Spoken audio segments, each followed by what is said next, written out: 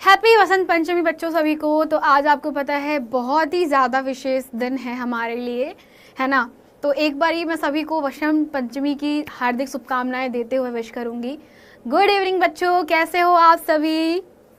Very good evening सबको, प्रणाम। आज बच्चों हम लोग कवर कर रहे हैं बहुत प्यारा चैप्टर, इसका नाम है परमाणु की संरचना।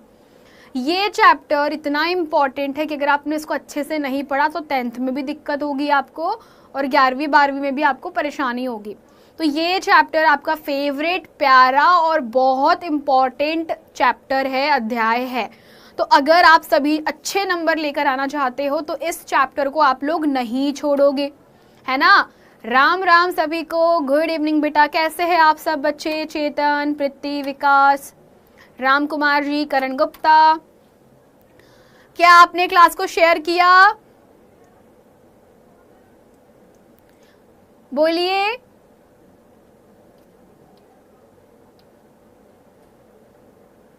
गुड इवनिंग बेटा, good evening. Girls versus boys अपन एक बार सिलेबस खत्म करने के बाद लाएंगे, है ना। अभी आज चैप्टर खत्म हो जाएगा ना, फिर क्वेश्चन प्रैक्टिस में करेंगे अपन उसको, ठीक है। कल साइंस का पेपर है तो ये चैप्टर के सारे इंपॉर्टेंट क्वेश्चन बताऊंगी, वो कर लेना, उतना ही पेपर में आएगा। मैं बहुत अच्छी हूँ बेटा, आप मुझे मिस कर रहे थे कि नहीं कर रहे थे?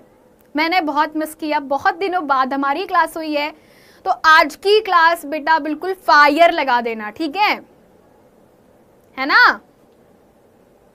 हाय बेटा मयंक, जय श्री कृष्णा बेटा, रोशन, है ना, यश, शाहिद, निधि, ध्रुव, सभी को प्रणाम, Radhe Radhe. Prince, MK gamer, Chetan, RG.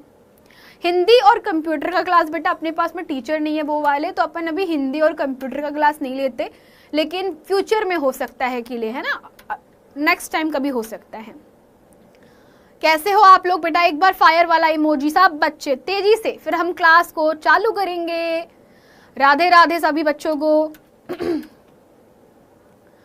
आपको भी हैप्पी वसंत पंचमी। तो कितने बच्चे मुझे जानते हैं? तो कुछ बच्चे जानते हैं, कुछ बच्चे नहीं जानते हैं, है ना। तो बेटा मेरा नाम है सुभद्रा माथनकर, मुझे बच्चे प्यार से सुब्बू दीदी कहते हैं, और मैं आपकी बड़ी बहन, बड़ी दीदी। बताती हूँ बेटा आपको बहुत सारी चीज़ों के बारे में और समझाती हूँ, सिखाती हूँ, है ना। हाँ हाँ, पूजा करके आई हूँ मैं, आज ऑफिस में पूजा हुई थी। जी बेटा मोहित, नमस्ते नमस्ते। चलिए तो बेटा क्लास को शुरू करें आज की। गुड इवनिंग बेटा, गुड इवनिंग। चले सारे बच्चे आ चुके हैं, तो आज की जो क्लास है इसको हम शुरू करते हैं। नाम है इसका परमाणु की संरचना। अच्छा, इसी बात पे सारे बच्चे बता दीजिए पेपर कब से शुरू हो रहे हैं आपके? इसी बात पे सारे बच्चे एक बार बता दीजिए पेपर कब से शुरू हो रहे हैं आपके? जय भीम बेटा, गुड इवनिंग। चलो फरवरी में शुरू हो रहे सबके पेपर? Okay okay okay. तो बेटा फरवरी और लगभग मार्च में सबके पेपर शुरू हो रहे हैं, तो उस समय पर अपन लंबी लंबी मतलब अच्छी क्वेश्चन वाली क्लासेस लेकर आएंगे। तो सारे बच्चे जिनको क्वेश्चन लगाने हैं, इम्पॉर्टेंट प्रश्न पढ़ने हैं, है ना, कि IMP प्रश्न कहाँ से आते हैं, तो वो सब करवाया जाएगा बेटा आपको, ठीक है। तो फरवरी में हम लोग पूरा का पूरा इम्पॉर्टेंट प्रश्नों का रिवीजन करेंगे, ठीक है। ओके चलिए, राधे श्याम बेटा। तो सारे IMP क्वेश्चन आपको कराए जाएंगे, चिंता मत करो, सब कराएंगे आपको, है ना, सब कुछ कराया जाएगा, सब पढ़ाया जाएगा। तो शुरुआत करते हैं बेटा। ये चैप्टर आपका ये अध्याय नंबर 4 है। केमिस्ट्री का भी अध्याय नंबर ये क्या है? 4 है। तो अध्याय 4 है बेटा आपका परमाणु की संरचना। आप लोगों ने पिछला चैप्टर पढ़ा है ना? अगर आप लोगों को इसके पहले वाला चैप्टर पढ़ना है तो एक बार ही हमारा बेटा यूट्यूब पे अध्याय 3 का 1 शॉट हो चुका है, तो आप उसे भी कवर अप कर सकते हैं, ठीक है। ओके, तो चलो बच्चों शुरू करते हैं आपका चैप्टर परमाणु की संरचना। तैयार? लाइव पढ़ा था, बहुत बढ़िया। नोट्स बनाए थे बेटा? मैंने कहां तक पढ़ा है? बस आपसे 4 गुना ज्यादा पढ़ा है। नोट्स बनाए थे? बहुत बढ़िया। तो इसी बात पे क्लास को लाइक कर दीजिए। थैंक यू बेटा, थैंक यू नंदिनी। 10th कब से शुरू होगा? बहुत जल्दी शुरू हो जाएगा 10th, चिंता मत करो। Yes ma'am, no ma'am. तो आज की क्लास में हम किन किन बातों पे पढ़ने वाले हैं? सबसे पहले हम पढ़ेंगे परमाणु क्या होता है। तो परमाणु के बारे में हम पढ़ेंगे कि परमाणु क्या होता है।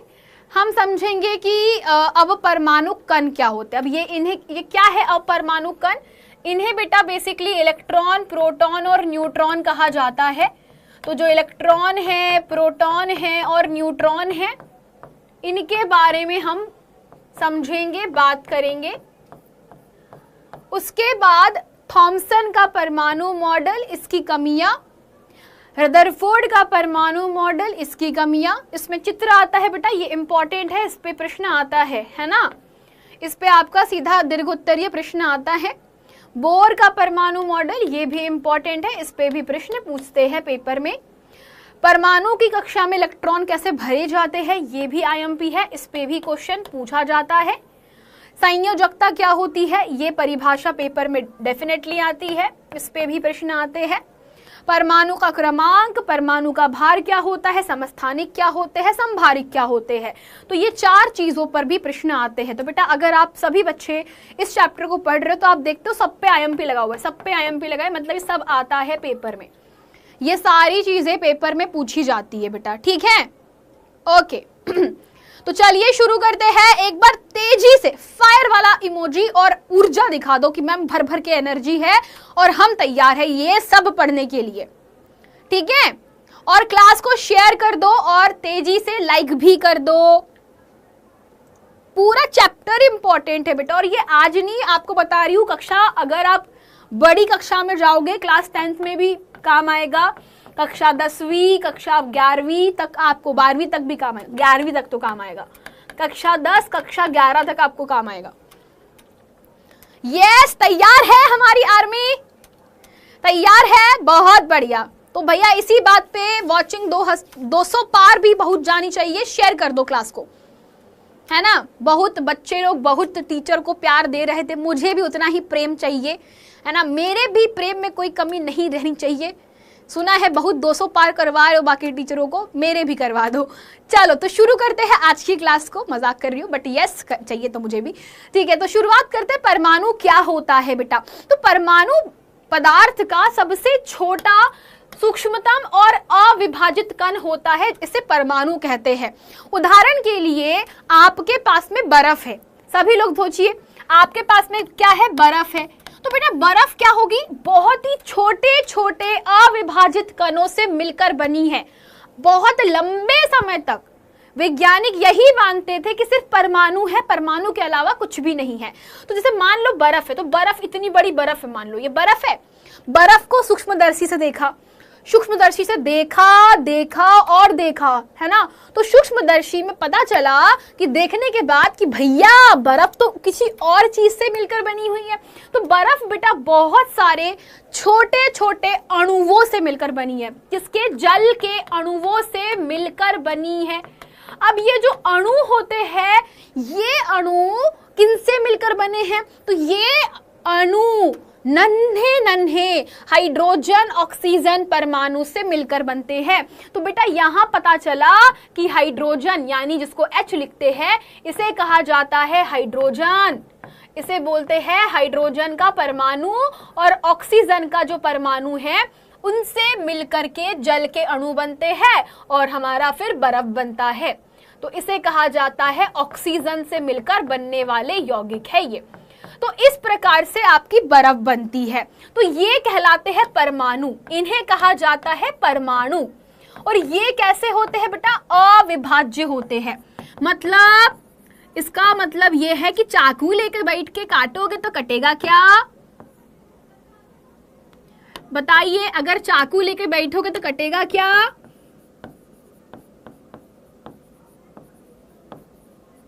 अरे बोलो भैया, काटेगा कि कटेगा क्या, नहीं कटेगा। तो एटम्स डिवाइड नहीं होते।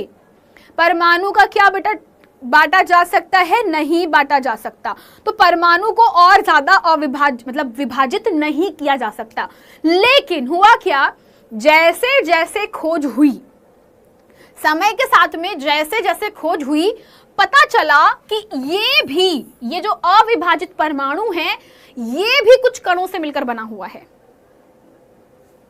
सभी लोग समझिए बेटा कि आपके पास में जो अविभाज्य कण है ये भी अन्य परमाणुओं से मिलकर बना है, जिसे कहा जाता है अविभाजित कण। इन्हें कहते हैं अवपरमाणुक कण। क्या कहते हैं बेटा इन्हें कहा जाता है अवपरमाणुक कण। तो बेटा अवपरमाणुक कण क्या होते हैं आपके पास में? इन्हें कहा जाता है कि परमाणु भी 3 अवपरमाणुक कणों से मिलकर बना है, जिसमें से एक होते हैं इलेक्ट्रॉन। सबसे पहले आप लोग किसे बोलोगे? एक होते हैं इलेक्ट्रॉन्स, इन्हें कहा जाता है इलेक्ट्रॉन्स। दूसरे होते हैं प्रोटॉन्स, तीसरे होते हैं, इनको रट लेना बेटा, इन्हें इलेक्ट्रॉन, प्रोटॉन, न्यूट्रॉन। ये 3 अविभाजित कण होते हैं आपके परमाणु के अंदर। तो परमाणु भी इलेक्ट्रॉन, प्रोटॉन, न्यूट्रॉन से मिलकर बना है। याद रखेंगे सारे बच्चे? जल्दी बोलिए, क्या आपको याद रहेगा? इलेक्ट्रॉन, प्रोटॉन और न्यूट्रॉन से हमारे सारे परमाणुक कण बने हैं। ठीक है, ओके। अब बच्चों इलेक्ट्रॉन्स क्या होते हैं, प्रोटॉन्स क्या होते हैं, न्यूट्रॉन्स क्या होते हैं? तो सबसे पहली चीज आपको ध्यान रखनी है बेटा, किसके लिए? इलेक्ट्रॉन्स के लिए, प्रोटॉन्स के लिए, न्यूट्रॉन्स के लिए। तो इलेक्ट्रॉन्स होते हैं वे जिनके पास में ऋणावेश होता है। इलेक्ट्रॉन्स क्या होते हैं? ये होते हैं ऋणावेशित कण। इलेक्ट्रॉन्स क्या होते हैं बेटा? ऋणावेशित कण होते हैं। इलेक्ट्रॉन्स क्या होते हैं? इन्हें कहा जाता है ई के ऊपर ऋण चिन्ह। ऋण चिन्ह का मतलब होता है कि ऋणावेशित कण है। फिर आपके पास में पी पे क्या होता है? धनावेशित, इन्हें कहा जाता है प्रोटॉन। तो प्रोटॉन कैसे होते हैं? प्रोटॉन होते हैं धनावेशित कण। अच्छा जी, फिर बेटा न्यूट्रॉन कौन होते हैं? जल्दी बताओ, न्यूट्रॉन कौन है? फिर न्यूट्रॉन पे कोई आवेश नहीं, न्यूट्रॉन पे कोई आवेश नहीं होता। नेटवर्क इशू आ रहा है क्या? न्यूट्रॉन पे कोई आवेश नहीं होता बेटा, है ना? न्यूट्रॉन पे कोई आवेश नहीं होता, इसे कहा जाता है न्यूट्रॉन। और न्यूट्रॉन होते हैं उदासीन कण। उदासीन मतलब इन पर कोई भी आवेश नहीं पाया जाता, नो आवेश, कोई भी आवेश नहीं होता। अब बच्चों इनके बारे में पढ़ने के पहले आपको बता देती हूँ कि जो प्रोटॉन होते हैं थोड़े भारी कण होते हैं। प्रोटॉन और न्यूट्रॉन कहाँ पाए जाते हैं? प्रोटॉन और न्यूट्रॉन परमाणु के अंदर। तो परमाणु गोलाकार माना जाता है। परमाणु के अंदर एक छोटू सा केंद्रक होता है। क्या होता है बेटा? परमाणु का केंद्रक होता है। परमाणु का क्या होता है? केंद्रक होता है। थैंक यू बेटा आयुष। तो परमाणु का केंद्रक होता है, इसको नाभिक नाम दिया गया। क्या नाम दिया गया? इसको नाभिक कहा जाता है। तो परमाणु के नाभिक में कौन होता है? नाभिक में पाए जाते हैं न्यूट्रॉन्स और प्रोटॉन। तो नाभिक में कौन है बेटा? अगर मैं आपसे पूछूं परमाणु के नाभिक में कौन है, तो क्या जवाब दोगे? जल्दी। अगर आपसे पूछूं परमाणु के नाभिक में कौन है, परमाणु के नाभिक में कौन है बेटा? Thank you so much Nitesh. तो परमाणु के नाभिक में न्यूट्रॉन और प्रोटॉन पाए जाते हैं। Very good. अब इलेक्ट्रॉन कहाँ होते हैं? इलेक्ट्रॉन जो है वो परमाणु के नाभिक के चारों ओर चक्कर लगाते हैं। इलेक्ट्रॉन क्या करते हैं? इलेक्ट्रॉन ऐसे चक्कर लगाते हैं। इलेक्ट्रॉन क्या करते हैं? इलेक्ट्रॉन नाभिक के चारों ओर चक्कर लगाते हैं। तो इलेक्ट्रॉन बाहर होते हैं, नाभिक बीचों बीच में होता है। परंतु बेटा क्या इतना आसान है क्या? क्या जो मैं आपको बताई ये एक दिन की मेहनत है? बताओ मुझे, क्या एक दिन में वैज्ञानिकों को पता चल गया? क्या वैज्ञानिकों को एक दिन में पता चल गया कि परमाणु कैसा है? बताओ, सोचो सोचो। क्या ये एक दिन की मेहनत है कि हाँ आज मैं एक्सपेरिमेंट करूंगा और मुझको पता चल गया कि परमाणु कैसा है? नहीं बच्चों, वैज्ञानिकों को एक दिन में नहीं कई सालों तक पता नहीं चला। और मजाक की बात बताती हूँ, वैज्ञानिकों को आज तक नहीं पता परमाणु कैसा है। मजे की बात तो यह है कि वैज्ञानिकों को आज तक पता नहीं चल पाया परमाणु कैसा है। हाँ जी बेटा, मजे की बात तो यही है कि आज तक किसी वैज्ञानिक को नहीं पता परमाणु कैसा है, बस हम पढ़ रहे हैं। ठीक है, तो चलो आप समझे बताओ आप समझे आगे, है ना। तो मजे की बात यही है। अब बच्चों इस मजे की बात के पहले सबसे पहला दिमाग में किसके आया होगा आइडिया कि परमाणु कैसा है, तो सबसे पहले आता है थॉमसन भैया का एक्सपेरिमेंट। सबसे पहला एक्सपेरिमेंट किया किसने, थॉमसन भैया ने किया। उसके पहले आपको बेटा थॉमसन भैया के परमाणु मॉडल के बारे में समझाते हैं।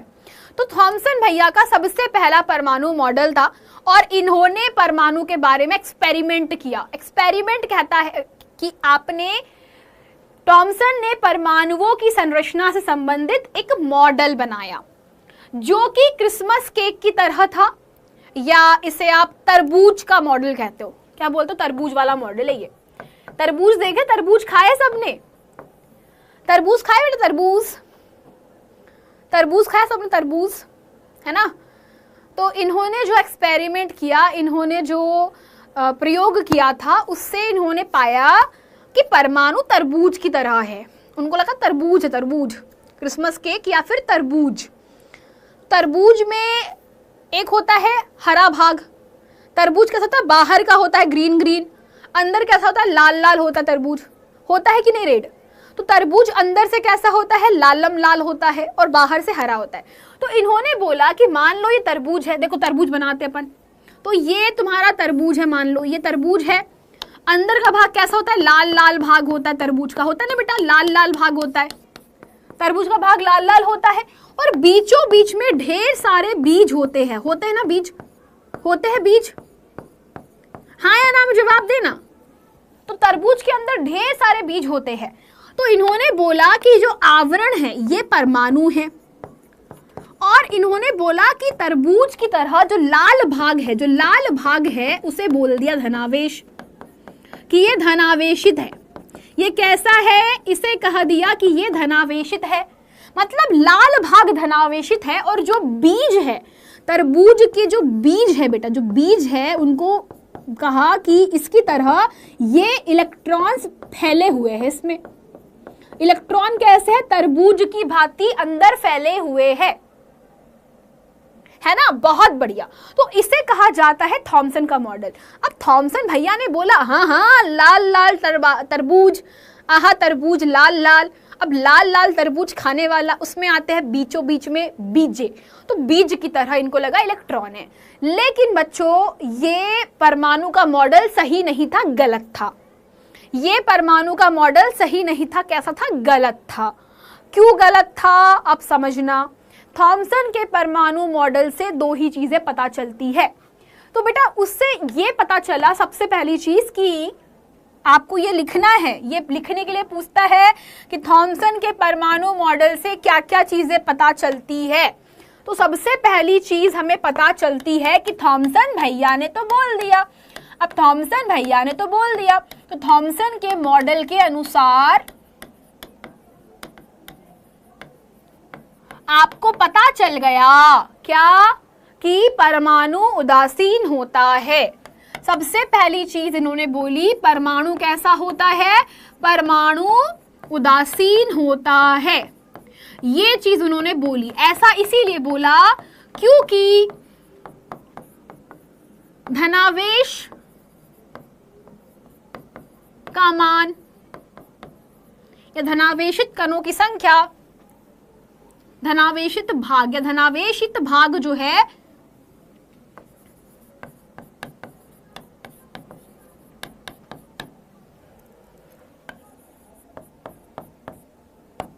ऋणावेशित भाग के बराबर है।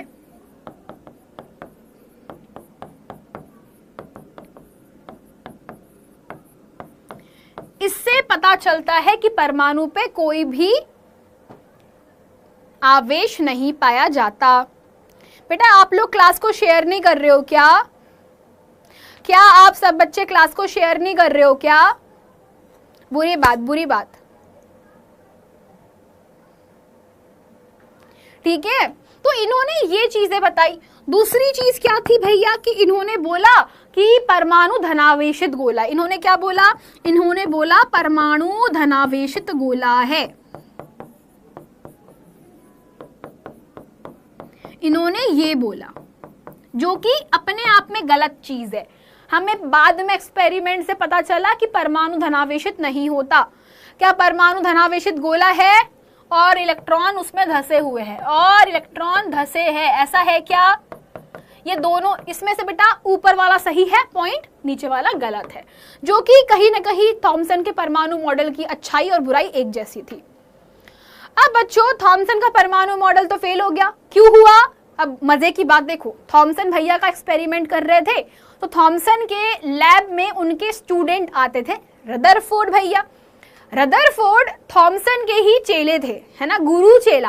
तो जो चेला है, अब चेला निकला गुरु से आगे, है ना, तो गुरु से क्या हुआ, चेला और आगे निकल गया। अब बच्चों थॉमसन के मॉडल को टेस्ट करने के लिए रदरफोर्ड ने एक्सपेरिमेंट किया। तो गुरु से चेला कैसे आगे निकला इसके बारे में हम बात करेंगे। तो बेटा छोटी सी बात समझना कि रदरफोर्ड कर रहे एक्सपेरिमेंट, क्या कर रहे हैं? रदरफोर्ड जो है वो एक्सपेरिमेंट कर रहे हैं। क्यों? क्योंकि उनको लगा थॉमसन भैया जो एक्सपेरिमेंट करे हैं उसको देखते हैं सही किया कि गलत किया, है ना।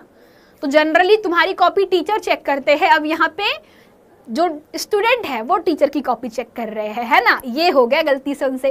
तो जब एक्सपेरिमेंट हुआ तो इन्होंने क्या एक्सपेरिमेंट किया बेटा? इन्होंने किया अल्फा कण प्रकीर्णन प्रयोग। क्या किया इन्होंने, जल्दी बताओ, ये याद करना। रदरफोर्ड के परमाणु मॉडल में कौन सा प्रयोग कहते हैं? इसका नाम क्या होता है? इसे कहते हैं अल्फा कण प्रकीर्णन प्रयोग। क्या कहते हैं इसे?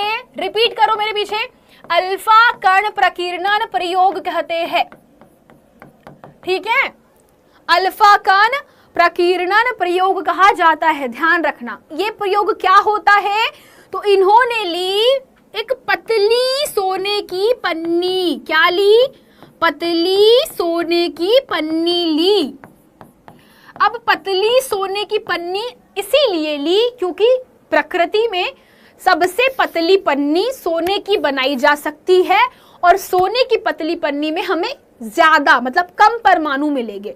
तो परमाणु बेटा बहुत छोटे होते हैं, तो परमाणु तक पहुंचने के लिए सोने के परमाणु का प्रयोग किया जा रहा है, और सोने की ही पन्नी प्रयोग में लाई जा रही, क्योंकि पतली पतली पन्नी रहेगी तो उतना नजदीक हम परमाणु के पहुंच पाएंगे, समझ रहे हो ना।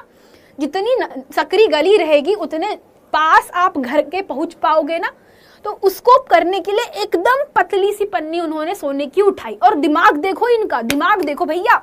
इन्होंने बोला कि यदि थॉमसन भैया ने कहा है, थॉमसन सर ने कहा है कि परमाणु धनावेशित है, तो लॉजिक देखो भैया का, लॉजिक देखो भैया का। इन्होंने एक पतली सोने की पन्नी ली, ये सोने की पन्नी। अब दिमाग देखो बेटा, तुम्हारा चले तो बताना मेरे को। इन्होंने किया अल्फा कणों का बौछार। किसका? इन्होंने किया अल्फा कण का बौछार, अल्फा कणों की बौछार करी। क्या करी इन्होंने, जल्दी बोलो मेरे पीछे पीछे, क्या करी बच्चों? अल्फा कणों की बौछार करी। अब ये अल्फा कण होते हैं धनावेशित कण, ये भारी धनावेशित कण होते हैं। कैसे होते हैं अल्फा कण? भारी धना, ये प्रोटॉन नहीं है, ये कैसे है? धनावेशित कण कहलाते हैं। ये प्रोटॉन नहीं है, प्रोटॉन से भारी है, ये प्रोटॉन नहीं है बेटा। अगर आप गलती में हो कि प्रोटॉन है, नहीं, ये भारी अल्फा कण है। तो भारी अल्फा कण जो होते हैं वो प्रोटॉन से 4 गुना भारी होते हैं। तो अल्फा कण धनावेशित है। एक बात बताओ, यदि थॉमसन भैया ने बोला कि परमाणु धनावेश है, धनावेश है, धनावेश है, धनावेश है, तो थॉमसन भैया के हिसाब से क्या होना चाहिए बताइए बेटा? यहाँ पे लॉजिकली दिमाग लगाया जाए तो आप देख सकते हो कि धनावेश धनावेश को प्रतिकर्षित करता है। हम ये बात जानते हैं कि धन धन में प्रतिकर्षण होता है। क्या क्या धन धन में प्रतिकर्षण होता है? हाँ, प्रतिकर्षण होता है। तो कायदे से सोने की पन्नी से टकराना ही नहीं चाहिए। आप अगर नोटिस करो, अगर सोने की पन्नी के अंदर धन आवेशित गोले हैं, सोचो तरबूज की तरह धनावेशित धनावेशित धनावेश धनावेश धनावेश धनावेश गोले गोले गोले गोले, पॉजिटिव पॉजिटिव पॉजिटिव, तो क्या अल्फा कण जो कि खुद धनावेशित है, तो इनमें टक्कर होगी क्या? टक्कर होगी क्या? सोचो, नहीं होगी। जैसे चुंबक में होता है ना, चुंबक के अगर तुम घुमा के चिपकाने की कोशिश करो, चुंबक को घुमाते हो और घुमा के चिपकाते हो तो चिपकती है क्या? चुंबक चिपकती है क्या बेटा? बोलो, नहीं चिपकती ना। तो वैसे वो दूर कर देती है, वो दूर कर देती है ना। तो वैसे ही यहां पर भी होगा कि ये अल्फा कण ऐसे कहीं बाहर ऐसे जाएंगे ही नहीं, उसके पास जाएंगे ही नहीं, वो सब भग जाएंगे दूर, वो चिपकेंगे ही नहीं उस पे, वो दूर भग जाएंगे। क्यों? क्योंकि धनावेश है। लेकिन ऐसा होता है क्या? लेकिन क्या वास्तव में ऐसा होता है क्या? नहीं, वास्तव में ऐसा कुछ हुआ ही नहीं जैसा थॉमसन ने बताया था। वास्तव में ऐसा हुआ क्या? वास्तव में ऐसा नहीं हुआ।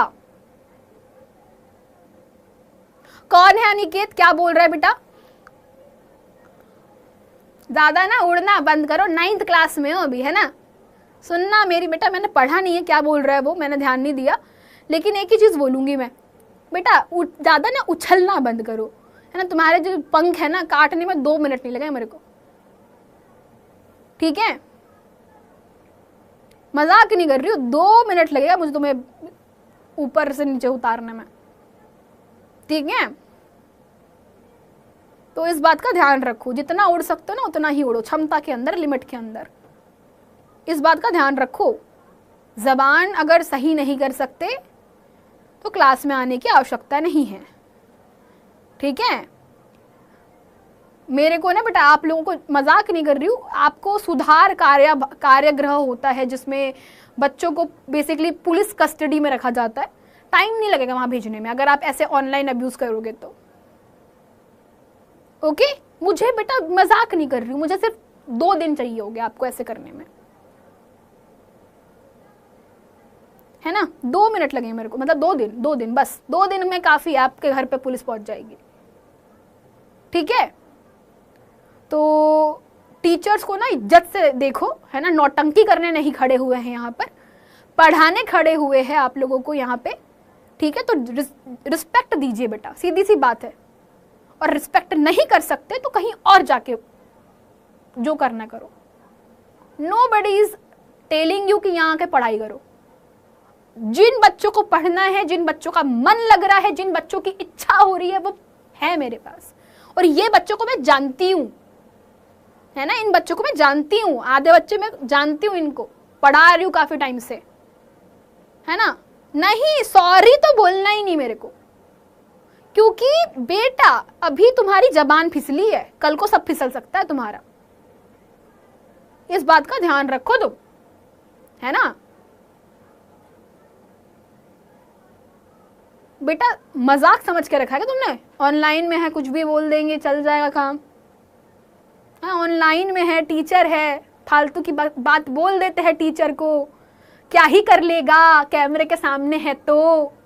बेटा कैमरे के पीछे से भी और कैमरे के सामने से भी करना चाहे तो बहुत कुछ कर सकता है, क्योंकि एक टीचर है ना बेटा, इसीलिए चुप रहते हैं।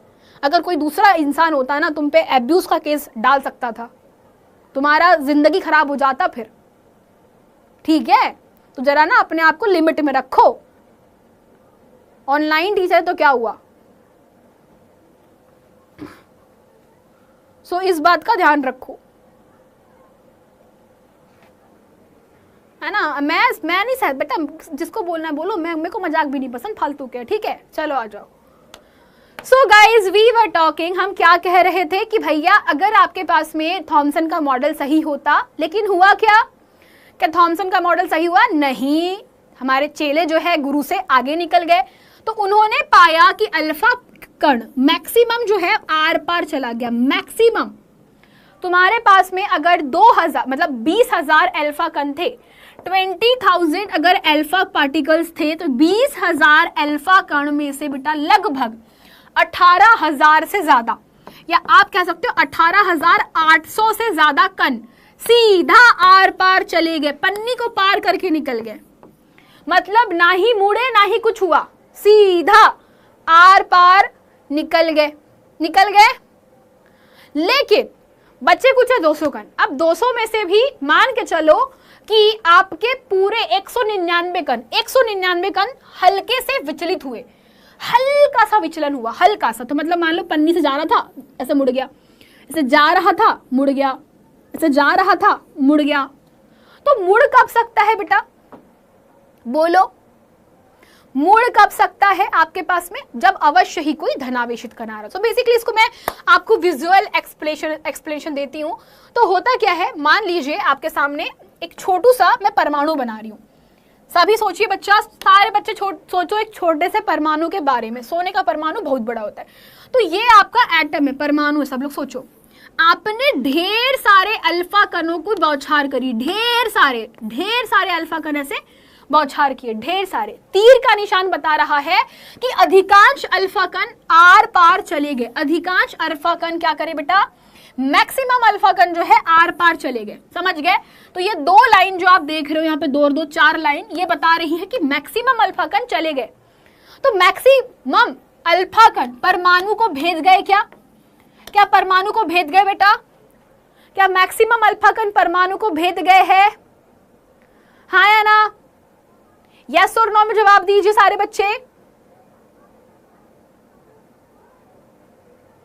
Guys yes. तो अगर मैक्सिमम अल्फा कण सीधे चले गए, फिर उन्होंने दूसरी चीज, पहली चीज क्या नोटिस करी कि अल्फा कण सीधे चले गए। आप लोग लिखते जाना, है ना। इसे कहते हैं इनके ऑब्जर्वेशंस। ऑब्जर्वेशन को हिंदी में कहते हैं कि इन्होंने परीक्षण में क्या देखा, है ना। तो इनका जो परीक्षण था उसमें इन्होंने सबसे पहली चीज नोटिस करी, अल्फा कण कैसे हो गए, सीधे चले गए, सीधे निकल गए।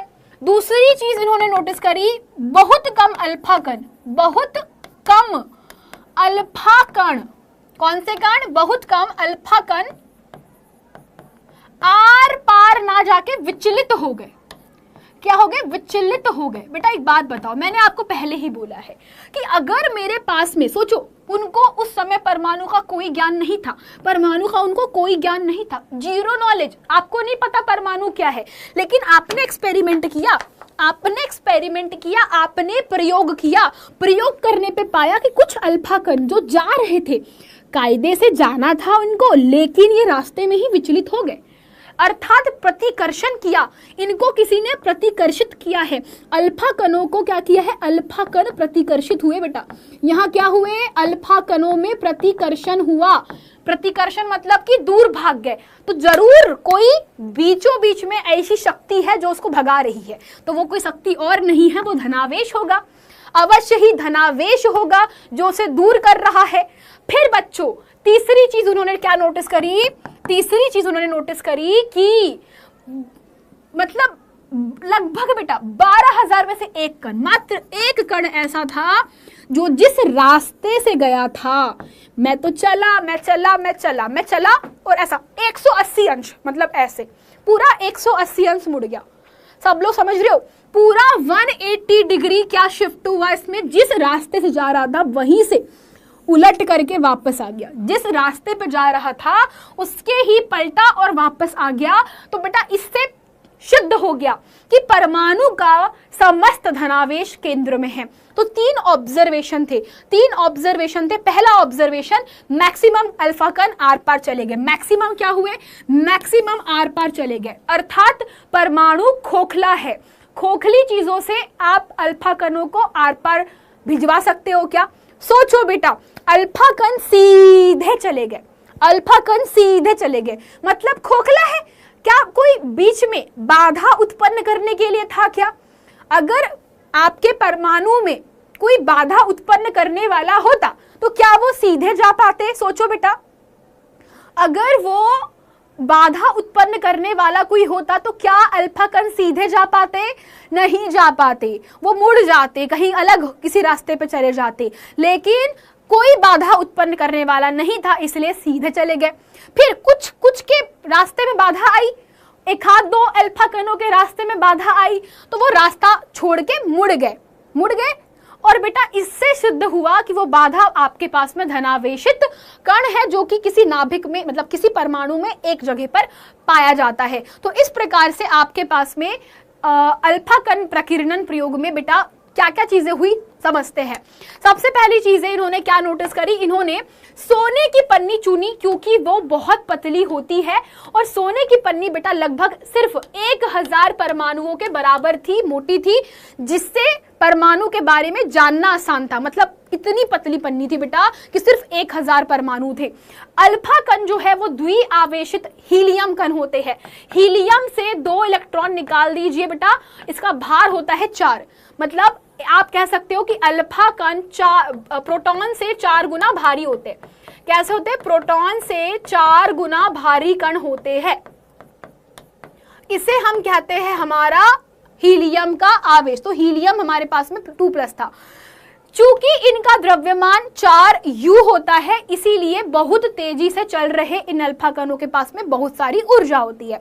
यह अनुमान लगाया था कि अल्फा कण सोने के परमाणु में जो भी अपरमाणु कण हैं उनके द्वारा विक्षेपित, मतलब कि मुड़ जाएंगे, परंतु चूंकि अल्फा कण प्रोटॉन से बहुत ज्यादा भारी थे, धनावेशित थे, इसके अधिक विक्षेपण की आशा नहीं थी। तो बेसिकली उनको लगा था कि ठीक है, चला देखते हैं क्या होगा। बस इन्होंने एक्सपेरिमेंट किया, लेकिन एक्सपेरिमेंट में क्या देखा कि अधिकांश भाग खाली है।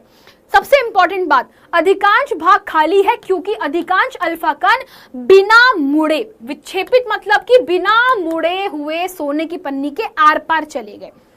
बहुत कम अपने मार्ग से मुड़ते हैं, जिससे ये पता चला कि परमाणु में धन आवेश होता है। क्या पता चला? कि परमाणु में धनावेश है और बहुत अल्फा कम, मतलब लगभग 180 अंश, 180 अंश पे, मतलब सीधा जा रहा था। देखो 180 अंश मतलब गया गया गया गया गया, अल्फा कण गया, लेकिन वो ऐसा किसी को देखकर ऐसा मुड़ा, अरे भैया दिख गया, भागा, फिर भागा भागा भागा, तो 180 अंश मुड़ के वापस आ गया, जिससे ये पता चलता है कि सोने का परमाणु जो है वो पूर्ण धनावेश और द्रव्यमान परमाणु के भीतर बहुत कम जगह में सीमित है। तो बेटा आपके पास में क्या देखा गया कि अल्फा कण है ये, तो अल्फा कण अधिकांश सीधे चले गए, कुछ अल्फा कण मुड़ गए इस प्रकार से। तो कुछ अल्फा कण जो है वो मुड़ चुके हैं और बेटा बहुत कम अल्फा कण जो है वो गए, लेकिन ऐसे मुड़ गए। इससे सबसे पहली चीज पता चली कि परमाणु खोखला होता है। सबसे पहली चीज परमाणु खोखला है। दूसरी चीज, परमाणु जो है उसमें धनावेश है, बिल्कुल है, परमाणु में धनावेश है, लेकिन कम जगह में है। धनावेश है परंतु कम जगह में है, ठीक है, कम जगह में है, ये बात पता चली। तीसरी बात पता चल रही है कि वो बेटा परमाणु के केंद्र में है, जिसे नाभिक कहा गया, और नाभिक की खोज बेटा यहीं से हुई। तो परमाणु के मध्य में समस्त धनावेश इकट्ठा है, समस्त धनावेश उपस्थित है,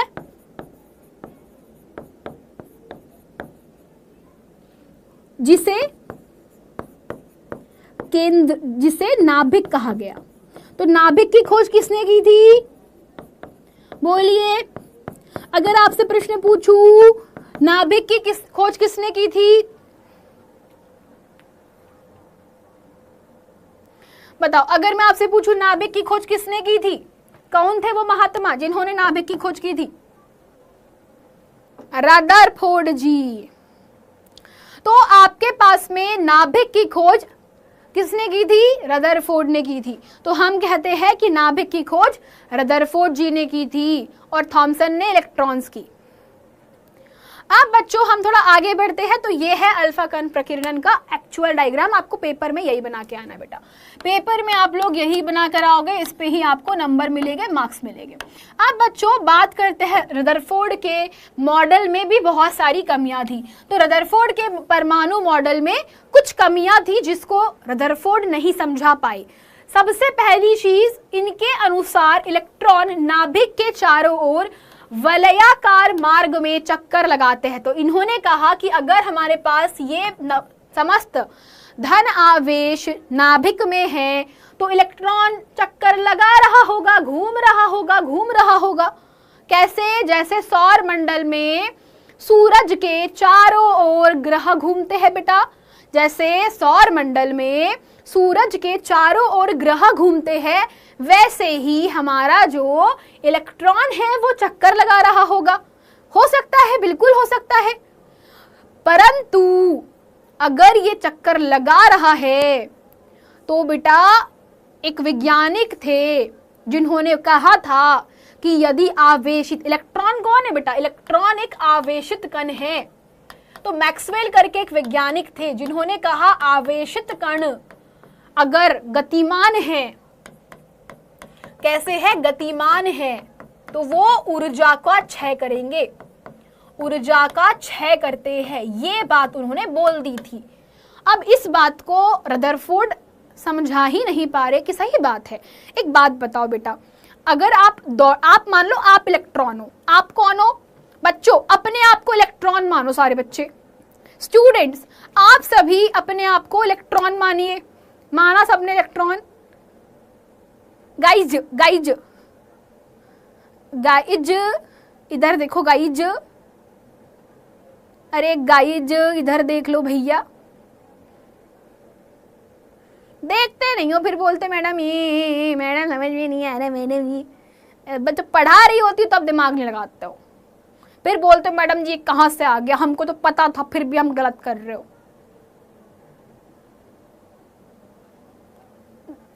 सो बेसिकली अगर आप इलेक्ट्रॉन हो, माना आप इलेक्ट्रॉन हो और आपको मैंने बोला बेटा दौड़ो, सोचो दौड़ो, मैंने कहा बेटा दौड़ो, इलेक्ट्रॉन हो दौड़ो, तो आप थकोगे कि नहीं थकोगे बताओ? आप इलेक्ट्रॉन हो, आपको मैंने बोला दौड़ लगाओ, थकोगे कि नहीं थकोगे बताओ? तो एक टाइम पर जाकर के आप थक जाओगे और थक के गिर जाओगे, यही होगा, यही होता है बेसिकली।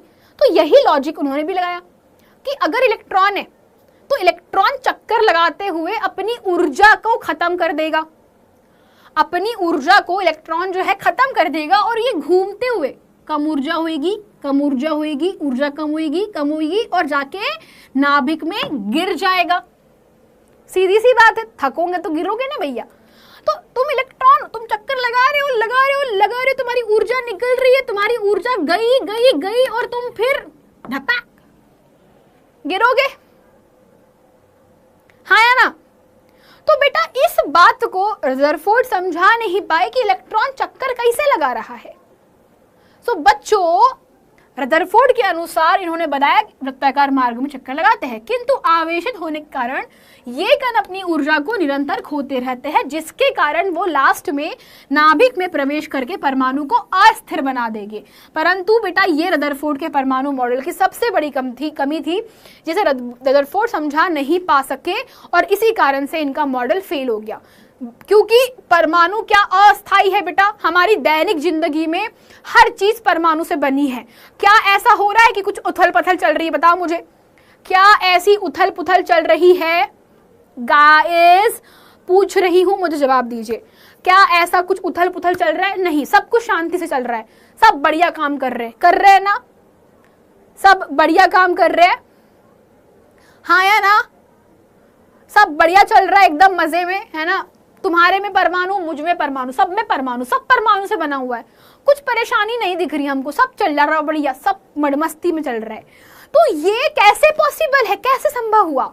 तो बेटा इसको हमारे रदरफोर्ड नहीं समझाए, तो इनका मॉडल खत्म। ये इंपॉर्टेंट क्वेश्चन है, रदरफोर्ड का परमाणु मॉडल पेपर में आता ही है, ठीक है?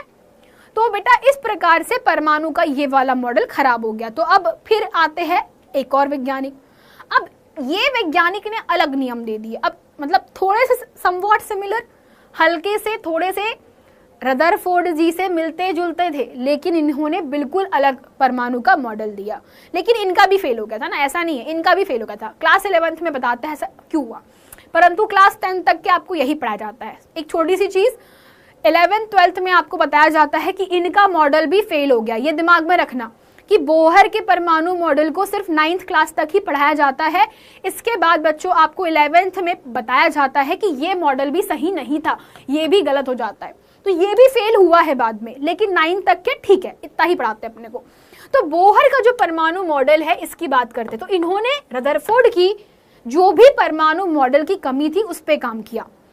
इन्होंने क्या किया, रदरफोर्ड की जो भी कमी थी उस पर काम किया। तो इन्होंने बोल दिया इलेक्ट्रॉन जो है वो एक निश्चित कक्षाओं में ही चक्कर लगा सकते हैं, जिन्हें इलेक्ट्रॉन की विविक्त कक्षा कहते हैं। ये इन्होंने, हाँ ये हम भी फेल हो गए, पढ़ाई नहीं कर रहे थे ना इसीलिए, है ना? सुन लो,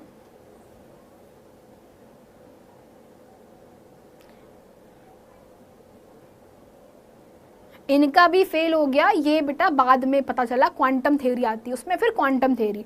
मैंने आपको एक बात बोली कि परमाणु का एक्चुअल मॉडल बेटा आज तक के रियलिटी किसी को नहीं पता परमाणु की। ऐसा इसीलिए क्योंकि आज तक ऐसी कोई सूक्ष्मदर्शी नहीं बनी। सुनिएगा सारे बच्चे, आज तक दुनिया में ऐसी कोई सूक्ष्मदर्शी नहीं बनी। दुनिया इतनी एडवांस हो गई है, फिर भी आज तक ऐसी सूक्ष्मदर्शी नहीं बनी जिसमें आप परमाणु को देख सकते हो। समझ रहे हो आप लोग? विविध कक्षा का अर्थ होता है कि अलग अलग, विविक्त मतलब बेटा आपके पास में अलग अलग ऊर्जा के स्तरों में घूमते हैं। इलेक्ट्रॉन अलग अलग, मतलब जैसे मान लो ये परमाणु का नाभिक है, ये नाभिक है, तो ऐसा नहीं है कि सारे इलेक्ट्रॉन एक जगह घूम रहे, ऐसा नहीं होता। अलग अलग ऊर्जा के स्तरों में क्या कर रहे हैं, चक्कर लगा रहे। इलेक्ट्रॉन अलग अलग एनर्जी लेवल्स पे है, ठीक है। तो मैम क्या ये खोज हमारे टाइम पर हो जाएगा? हो सकता है, हो भी जाए, है ना, क्योंकि क्वांटम टनल का खोज हो चुका है, तो माइट भी पॉसिबल कि ये भी हो जाए। जल्दी हो जाएगा पर टाइम लगेगा, 10-15 साल तो लगेंगे। सो बेसिकली 10 साल तो बहुत ज़्यादा बोल दिया, बट टाइम लगेगा, ठीक है। सो आज तक किसी ने परमाणु को नहीं देखा, एंड परमाणु के बारे में यही है कि सब अपने अपने दिमाग दे रहे बस, है ना। लिटरली परमाणु के बारे में, परमाणु के मॉडल में सब अपनी थ्योरीज को रख रहे हैं, and there is nothing like proof वगैरह कुछ भी नहीं है। कुछ कुछ चीज़ों में सही है ना, 80% 90% का डिफरेंस तो ऑलवेज रहेगा, बट ठीक है, चलो देखते हैं आगे। तो बोहर के परमाणु मॉडल ने बोला कि भैया देखिए हमारे पास में इलेक्ट्रॉन जो है वो विविक्त कक्षाओं में घूम रहे, मतलब अलग अलग ऊर्जा के स्तर में घूम रहे हैं, ठीक है। बेटा आप लोग मेरी देखो एक काम करो बेटा, कमेंट सेक्शन बंद कर दो मेरे बच्चा, सारे बच्चे लोग जो है कमेंट सेक्शन बंद कर दो। जिनको परेशानी हो रही कमेंट सेक्शन में मत एक्टिव रहो। मैं तुम्हें पढ़ा रही हूँ बेटा, मैं पढ़ा दूंगी, है ना, इसका लोड मत लो, ठीक है बेटा। मुझे यानी कि सॉरी मत बोलो बेटा। मेरे को एक बात बताओ, आज आप मुझे बोल रहे हो, कल को आप 4 लोग को बोलोगे। सीधी बात बोल रही हूँ मैं। आज आप मेरे सामने बात कर रहे हो, कल किसी और के सामने बात करोगे। सीधी सी बात है यार, सीधी। आपको किसी को बुरा क्यों बोलना है? मेरा क्वेश्चन ये है कि आपको हर चीज में बुराइयां क्यों ढूंढनी है? मुझे मेरा क्वेश्चन ही यही है कि आप किसी को बुरा भला बोलने के पहले सोचते क्यों नहीं हो?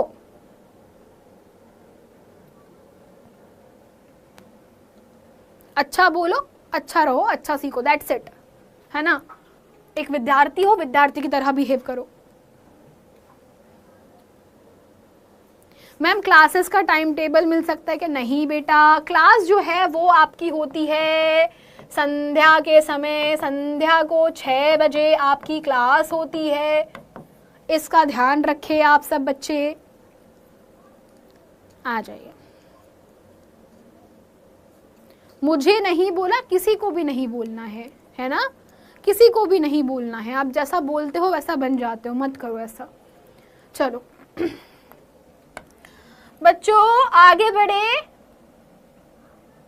हाँ, इलेक्ट्रॉन को कुछ निश्चित कक्षाओं, इनके सिद्धांत के अनुसार, सभी लोग पढ़िए ध्यान से, बोहर के परमाणु मॉडल के अनुसार सभी के सभी परमाणु निश्चित कक्षाओं में ही चक्कर लगाते हैं, जिन्हें इलेक्ट्रॉन की विविध कक्षा कहते हैं। जब इलेक्ट्रॉन इस विविध कक्षा में चक्कर लगाते हैं तो उनका ऊर्जा जो है उनका विकिरण नहीं होता, यानी कि आपके पास में इलेक्ट्रॉन ऊर्जा का उत्सर्जन नहीं करते, मतलब इनके पास में अनलिमिटेड एनर्जी है, मतलब ये थकते नहीं है। जैसे ग्रह, आपने देखा होगा सूर्य के चारों ओर जो ग्रह है बेटा, क्या ग्रह कभी थकते हैं क्या? ऐसा हुआ है कि आज पृथ्वी, अरे भैया मैं तो घूम घूम के थक गई, आज सूरज में जाके गिर जाऊंगी? ऐसा हुआ है कि पृथ्वी बोल रही हूँ आहा भैया अर्थवासियों, पृथ्वीवासियों, आज मैं थक गई हूँ, जा करके सूरज में मिल जाती हूँ, अब नहीं हो पाएगा, मैं घूमना बंद कर रही हूँ? ऐसा हुआ कि बेटा पृथ्वी घूमना बंद करी? नहीं बंद करी। पृथ्वी घूम रही है, मजे से घूम रही है, और करोड़ों साल से घूम रही है ना, अरबों साल से घूम रही है, पृथ्वी घूम रही है ना। आज तक थकी क्या वो? बोलिए, क्या आज तक थकी? नहीं थकी, है ना, बढ़िया से घूम रही है। तो उसी लॉजिक पे इन्होंने भी अपना कॉन्सेप्ट दिया कि अगर पृथ्वी नहीं थक रही तो इलेक्ट्रॉन कहीं थक जा रहा है। तो इन्होंने कहा कि अवश्य ही इलेक्ट्रॉन के पास में ऊर्जा फिक्स है, ऊर्जा खत्म नहीं हो रही है। ये एक अभिकेंद्रीय बल, 2 प्रकार के बल कार्य करते हैं जो कि इलेक्ट्रॉन को वहां पर घुमाते रहते हैं। आप 11th क्लास में पढ़ोगे इसको, है ना, ज्यादा डिटेल में नहीं जाएंगे। तो ये आपके पास में धनावेश है बेटा। नाभिक में कौन सा आवेश? नाभिक में कौन सा आवेश? नाभिक में कौन सा आवेश? धन आवेश, अर्थात समस्त प्रोटॉन नाभिक में होता है। अब अब नाभिक के चारों ओर अलग अलग ऊर्जा के स्तर है जिसमें इलेक्ट्रॉन चक्कर लगाता है। वापस से, आपके पास में अलग अलग परमाणु के पास अलग अलग इलेक्ट्रॉन होते हैं और हर इलेक्ट्रॉन बेटा अलग अलग नाभिक के चारों ओर क्या करता है, कक्षा में चक्कर लगाते रहता है। ठीक है, तो नाभिक अलग अलग ऊर्जा स्तर में ऐसे चक्कर लगाता है। अब बच्चों सबसे पहली बात, आपके पास में जो ऊर्जा, इसे हम ऊर्जा का स्तर कहते हैं। इन्हें क्या बोलते हैं हम लोग? ऊर्जा स्तर कहा जाता है। इसे क्या कहते हैं? ऊर्जा स्तर कहते हैं। बात समझ में आई? ऊर्जा का स्तर कहते हैं।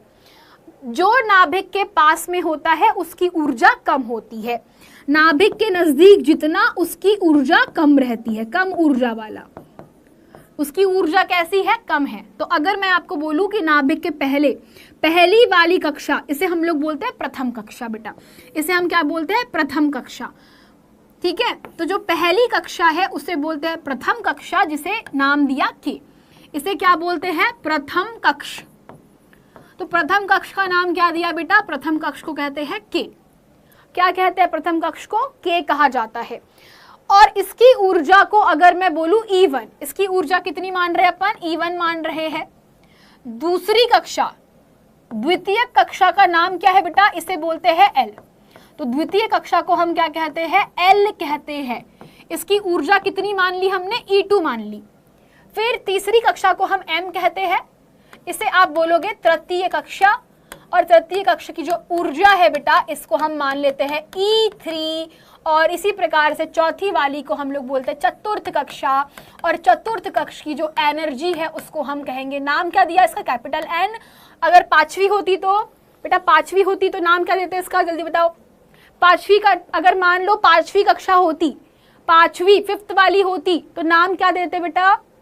हेलो मैम, नहीं हूँ, सपोर्ट कीजिए बेटा, डोंट वरी, सब कुछ इस चैनल के ऊपर पढ़ा दिया गया है, आप देख सकते हो, आपको मिल जाएगा। अगर मैं इसको ना देखो, LMNO, और फिर छठवीं होती तो, इसके बाद एक और होती तो, बोलो, एक और होती तो क्या नाम देते? MNO, P, फिर Q, फिर R, फिर S, तो ऐसे नाम दे देते। तो ये इन्होंने नामकरण किया। बात समझ में आई? तो पहली कक्षा को बोला N=1, जिसका नाम क्या दिया? K फॉर कुसुम है, K for kite, L for lion, ऐसा नहीं है। तो K से पहली कक्षा, L मतलब दूसरी कक्षा, M मतलब तीसरी, N मतलब चौथी, और सो ऑन। तो इस प्रकार से इन्होंने कक्षकों के नाम कर दिए। जैसे मैंने आपको बोला बेटा कि जो नाभिक के पास वाली जो कक्षा है उसकी ऊर्जा E1, E2, E3, E4 ऐसे हमने मान ली है। तो ध्यान रखना कि आपके पास में E1 की ऊर्जा सबसे कम होगी, फिर E2 की ऊर्जा ज्यादा होगी, फिर E3 की होगी, और E4 की सबसे ज्यादा होगी। मतलब नाभिक से दूरी बढ़ने पर हमारे ऊर्जा की जो स्तर है उसकी ऊर्जा बढ़ती है। नाभिक से दूरी बढ़ने पर कक्षा की ऊर्जा में वृद्धि होती है। तो ऊर्जा कैसी होती है? अधिक होगी। जितना दूर नाभिक से उतनी ज्यादा ऊर्जा। बात समझ में आई? नाभिक से जितना दूरी होगा कक्षा का उतनी ज्यादा ऊर्जा होगी। ठीक है, तो ऊर्जा कैसी होती है? ज्यादा होती है। सबसे दूर वाली की सबसे ज्यादा होगी और सबसे नजदीक वाली की सबसे कम होती है। तो बोहर भैया ने अब क्या बोला कि आपके पास में ये हमारे को रूल बना दिया।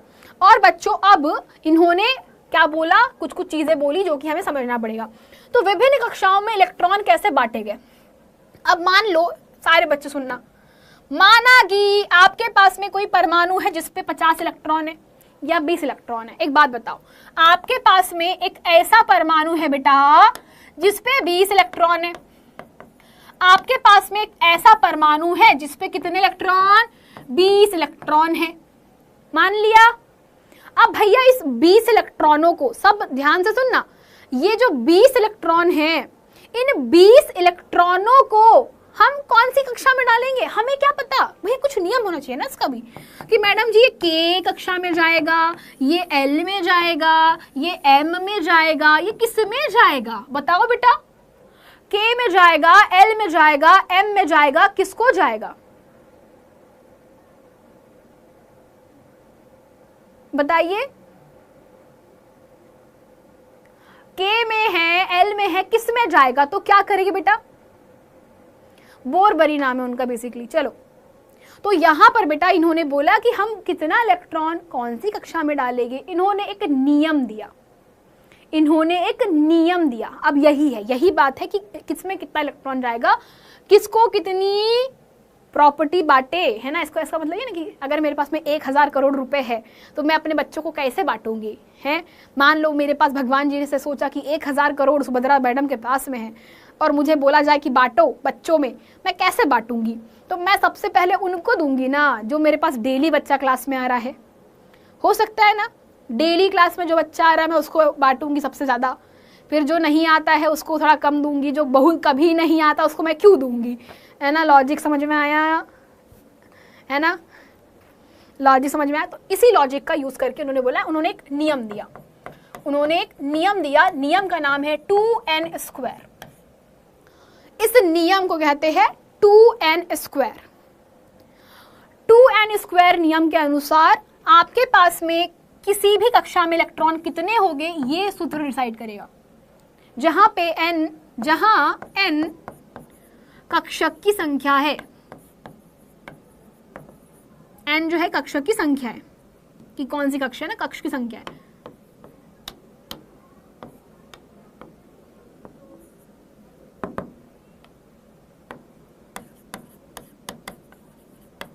ठीक है, अतः अब बच्चों बात करते कि K में कितने इलेक्ट्रॉन, अतः पहली कक्षा K L M N, तो आदर्श स्थिति में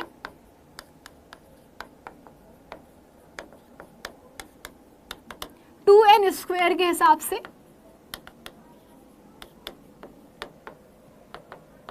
इलेक्ट्रॉन वितरण, ठीक है, आदर्श स्थिति में 2n² के हिसाब से इलेक्ट्रॉन का बंटवारा। तो बच्चों जहां पे K है, K अर्थात n = 1 होगा, L मतलब n = 2 होगा, M मतलब n = 3 होगा एंड n = 4 होगा।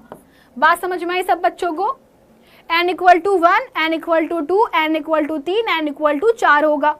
तो बच्चों अब सूत्र के हिसाब से, सूत्र क्या है 2n², तो जहां जहां n है वहां वहां आप वो संख्या रख दीजिए और उसका वर्क कर दो। तो 2 जहां पे n था वहां क्या रखेंगे, 2 रखेंगे, उसका वर्क कर दीजिए। जहां पे आपके पास में n क्या है वो 3 है, उसको रखिए, वर्क कर दीजिए।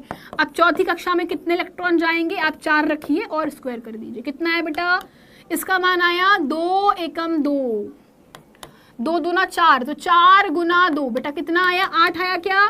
फिर 3 तिरिका 9 और 9 दूना 18, तो 9 गुना 2 कितना आया बेटा 18 इलेक्ट्रॉन। ये इलेक्ट्रॉनों की अधिकतम संख्या है, न्यूनतम नहीं है बेटा, मैक्सिमम है। 2 × 16 2 × 4 चौके 16, 16 दूनी 32 इलेक्ट्रॉन। तो ये बच्चों कहलाती है 2 8 18 32, इसको हम लोग जनरली बोलते हैं 2 8 18 32, अर्थात K वाली में 2 इलेक्ट्रॉन, L वाली में मैक्सिमम 8। तो ये अधिकतम संख्या है, आदर्श स्थिति बेटा। मैं फिर बोल रही हूँ, ये एक रूल बना दिया कि मैक्सिमम इतने ही भरे जाएंगे। अब बच्चों सबसे बाहरी, अब देखो सबसे इंपॉर्टेंट चीज ये है कि यहाँ पे n जो है ऊर्जा का स्तर है, ठीक है। अब सबसे बाह्यतम कोश में इलेक्ट्रॉनों की मैक्सिमम संख्या 8 हो सकती है, मैक्सिमम 8 होगी, इससे ज्यादा नहीं होगी। तो मैक्सिमम कितने इलेक्ट्रॉन बेटा, मैक्सिमम आप 8 भर सकते हो, इससे ज्यादा नहीं भरोगे। ये किसके लिए है, सबसे लास्ट वाले के लिए। मतलब अगर मान लो कोई परमाणु के पास में इलेक्ट्रॉन भरने हैं, तो माना कि मेरे पास एक परमाणु है, तो परमाणु के पास में 20 इलेक्ट्रॉन है, ठीक है। परमाणु पे कितने इलेक्ट्रॉन है, 20 है, या मान लो 32 है, जो भी है इलेक्ट्रॉन है। तो इन्होंने बोला कि लास्ट वाले में मैक्सिमम 8 भरोगे, ना ही 9 भराएंगे, ना ही 10 भराएंगे, ना ही 11, 8 से कम हो सकते हैं, 8 से कम हो सकते हैं, लेकिन 8 से ज्यादा नहीं होंगे। ये बात इन्होंने बहुत बढ़िया बोली। फिर इसके बाद में आखिरी बिंदु जो बोला वो ये बोला कि किसी परमाणु के दिए गए कोश में इलेक्ट्रॉन तब तक स्थान नहीं लेते हैं जब तक कि उसके पहले वाले भीतर के कक्षक को पूरी तरीके से नहीं भरते। अर्थात जब तक कि आपके पास में नाभिक में K कक्ष, मान लो ये है आपके पास में L, ये है आपके पास में M, तो सबसे पहले आप K को भरोगे, पूरा भरना है। पूरा भरने के बाद में फिर L को भरोगे, फिर L को भरने के बाद पूरा, उसके बाद M पे जाओगे, ऐसे कुछ रैंडमली नहीं भरोगे, है ना। तो ये आपको ध्यान रखना है। तो ये आप ऐसे बोल सकते हो, जैसे ये मान लो आपके पास ये बिल्डिंग है, तो बिल्डिंग नंबर पहली, बिल्डिंग नंबर दूसरी KL, बिल्डिंग नंबर तीसरी M, और उसके ऊपर बिल्डिंग नंबर KLMN, ठीक है। तो यह बिल्डिंग, तो बिल्डिंग नंबर पहली, दूसरी, तीसरी, चौथी। तो रूल्स आर रूल्स, पहले इसको भरोगे, ये जब भर जाएंगे इसके कमरे, फिर ऊपर वाले को भरोगे, जब इसके कमरे भर जाएंगे फिर इसके ऊपर वाले को भरोगे। बरोबर? अरे समझ में आया सब बच्चों को? हाँ या ना? क्लियर?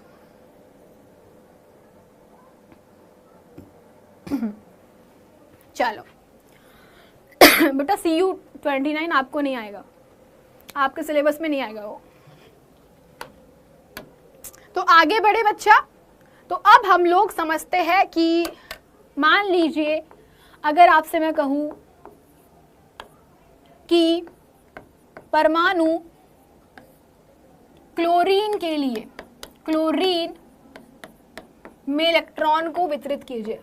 इलेक्ट्रॉन वितरण समझाइए।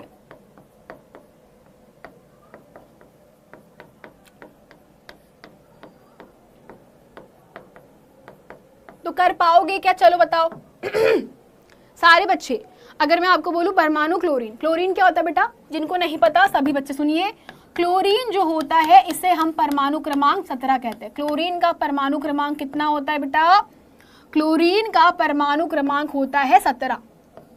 तो क्लोरीन के परमाणु के पास में कम से कम 17 इलेक्ट्रॉन्स होते हैं। कितने इलेक्ट्रॉन बेटा? क्लोरीन के पास में 17 इलेक्ट्रॉन है। हमें इन 17 के 17 इलेक्ट्रॉनों को भरना है। तो रूल के हिसाब से जो इसका इलेक्ट्रॉनिक विन्यास, इलेक्ट्रॉनिक विन्यास क्या होता है? आपने जो इलेक्ट्रॉन भरे हैं ना, उसे हम लोग इलेक्ट्रॉनिक विन्यास कहते हैं। इसे क्या कहा जाता है? इलेक्ट्रॉनिक विन्यास कहा जाता है। तो आपके पास में 17 इलेक्ट्रॉन है, तो मैं लिखूंगी K में कितना जाएगा, L में कितना जाएगा, M में कितना जाएगा, N में कितना जाएगा। आपको याद है ना 2, 8, 18, 32? आपको याद है 2, 8, 18, 32? हिंदी का पेपर है बेटा, डोंट वरी, है ना। 2, 8, 18, 32 आपको ये याद है ना? बहुत बढ़िया। तो अब 17 में से सारे बच्चे बताइए, 17 में से K में कितना इलेक्ट्रॉन जाएगा?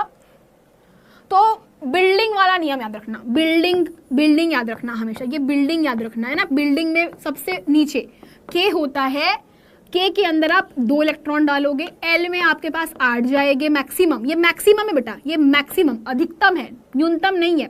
न्यूनतम शून्य रह सकते हैं, 8 से कम रहेंगे, 8 से ज्यादा नहीं होगे। फिर N में 18 और KLM N में फिर 32, है ना। अब लास्ट में अगर कोई अंतिम कोश है तो अंतिम में हमेशा 8 रहेंगे, ये रूल है, आपको याद है ना। तो मैं देख रही हूं कि मेरे पास 17 में से मैं 2 इलेक्ट्रॉन दे सकती हूँ K को, दे दिए। 17 में से 2 गया, कितना बचा? तो 2 इलेक्ट्रॉन भर दिया। अब बचे कुछ इलेक्ट्रॉन L में जाएंगे, M में जाएंगे, N में जाएंगे। तो 17 में से 2 इलेक्ट्रॉन चला गया K में, बचा कितना? कितना बचा? 15 इलेक्ट्रॉन अब भरना है हमको L, M, N में। अब ऊपर वाली बिल्डिंग भरेंगे, तो L के पास कितना भर सकते हैं? मैक्सिमम, मिनिमम नहीं बेटा, अधिकतम कितना भरेंगे? तो हमारे पास में अधिकतम हम भर सकते हैं 8 और न्यूनतम कुछ भी।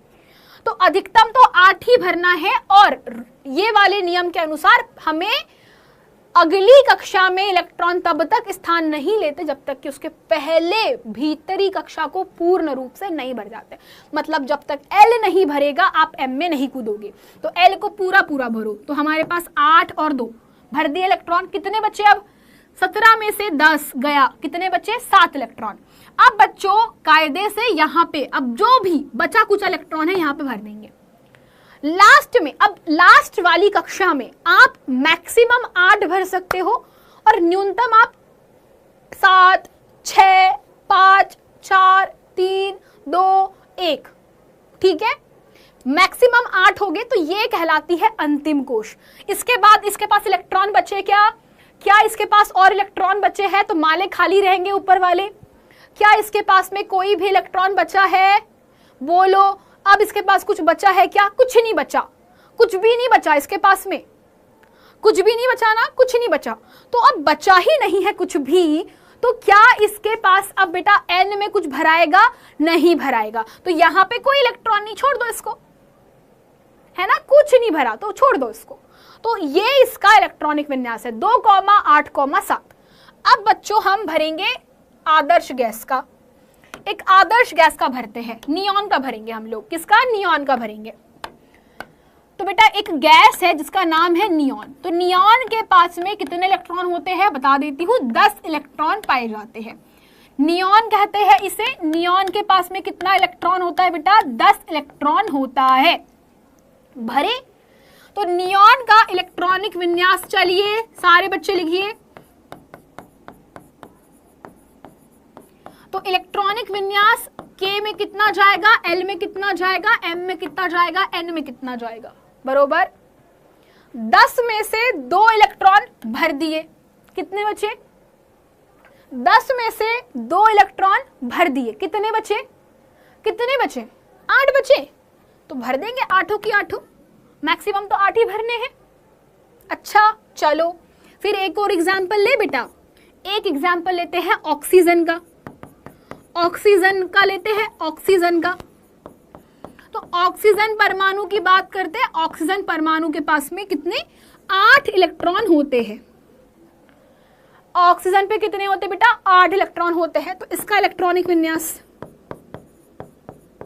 चलिए करिए। इसका इलेक्ट्रॉनिक विन्यास K में कितना जाएगा, L में कितना जाएगा, M में कितना जाएगा, N में कितना जाएगा? तो आपके पास में K में कितना जाएगा बेटा? 8 में से K के कितने पास में? K पे कितने जाएंगे? 2 जाएंगे। 8 में से 2 इलेक्ट्रॉन कहाँ जाएंगे? K में। बेटा मैं किसी को इग्नोर नहीं कर रही हूँ, वेरी नाइस। अब L में 8 में से 2 गया, कितने बच्चे बेटा? बच्चे कुचे जो बच्चे अंतिम कक्षा में डाल देंगे, तो 6। तो इनको हम कहते हैं अंतिम कक्षा। इसे क्या बोलते बेटा? इसे बोलते हैं अंतिम कक्ष। अंतिम कक्ष के इलेक्ट्रॉन, इसे कहा जाता है अंतिम कक्ष के इलेक्ट्रॉन।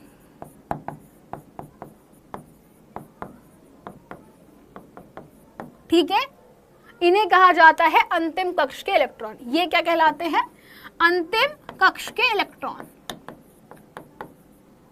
अंतिम को हम बाह्यतम कोश भी कहते हैं। बाह्यतम, बाह्यतम कक्ष के, अंतिम या बाह्यतम कक्ष, है ना। इसको आपको ध्यान रखना है, ये बहुत जरूरी चीज है। हाँ हाँ बेटा अभी टाइम है आपको। हिंदी का पेपर है बेटा, हिंदी का आपको पता है हम नहीं पढ़ाते हैं ना हिंदी। चलो अब बच्चों एक सबसे इंपॉर्टेंट जो कि है पोटेशियम। चलिए अब बात करते हैं पोटेशियम का। भरी सारे बच्चे, पोटेशियम का परमाणु, पोटेशियम के पास में 19 इलेक्ट्रॉन होते हैं। अब इसका इलेक्ट्रॉनिक विन्यास लिखिए। चलो बच्चों लिखो लिखो। पोटेशियम के पास में 19 होते हैं। K, L, M और N। K, L, M, N। नियम के अनुसार 19 में से 2 इलेक्ट्रॉन K में जाएंगे। 2 इलेक्ट्रॉन चले गए। 2 इलेक्ट्रॉन के बाद L में कितने जाएंगे? 19 में से 8 जाएंगे। 8 चले गए, 10 इलेक्ट्रॉन भर दिए, कितने बचे? 9। तो 9 भरो, तो तुम्हारे पास में अंतिम कक्षा में 9 इलेक्ट्रॉन जाएंगे। क्या ये इसकी अंतिम कक्षा हो गई? क्या ये सही है? क्या ये सही है? जल्दी बोलो। नो। क्या ये सही है? नहीं है। नियम के अनुसार हमने सीखा था अंतिम कक्ष में अधिकतम, अंतिम कक्ष में अधिकतम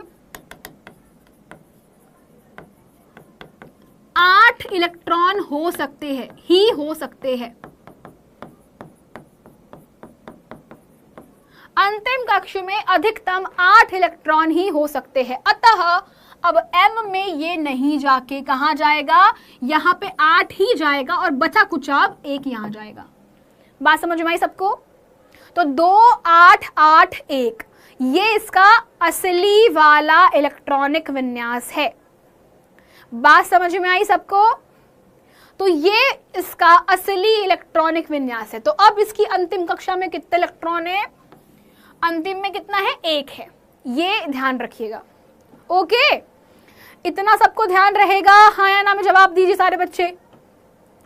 क्या इतना सबको याद रहेगा? बोलो। हिंदी की क्लास नहीं आएगी बेटा। आगे बढ़ते हैं।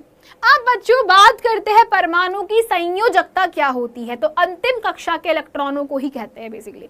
सो बेटा परमाणु अपनी अंतिम कक्षा में अष्टक को प्राप्त करने के लिए, मतलब 8 इलेक्ट्रॉन को प्राप्त करने के लिए क्रिया करते हैं, और ये आपस में इलेक्ट्रॉनों की साझेदारी या उनको ग्रहण करने से या त्याग करने से प्राप्त होता है।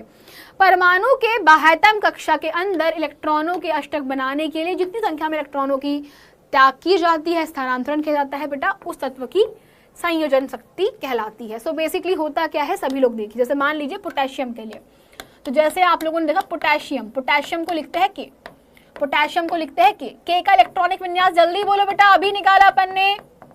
के का इलेक्ट्रॉनिक विन्यास कितना है? इसी प्रकार से हमने ऑक्सीजन का देखा, ऑक्सीजन का कितना होता है? जल्दी बोलो इलेक्ट्रॉनिक विन्यास। फिर हमने क्लोरीन परमाणु का देखा था, क्लोरीन का इलेक्ट्रॉनिक विन्यास कितना है बेटा?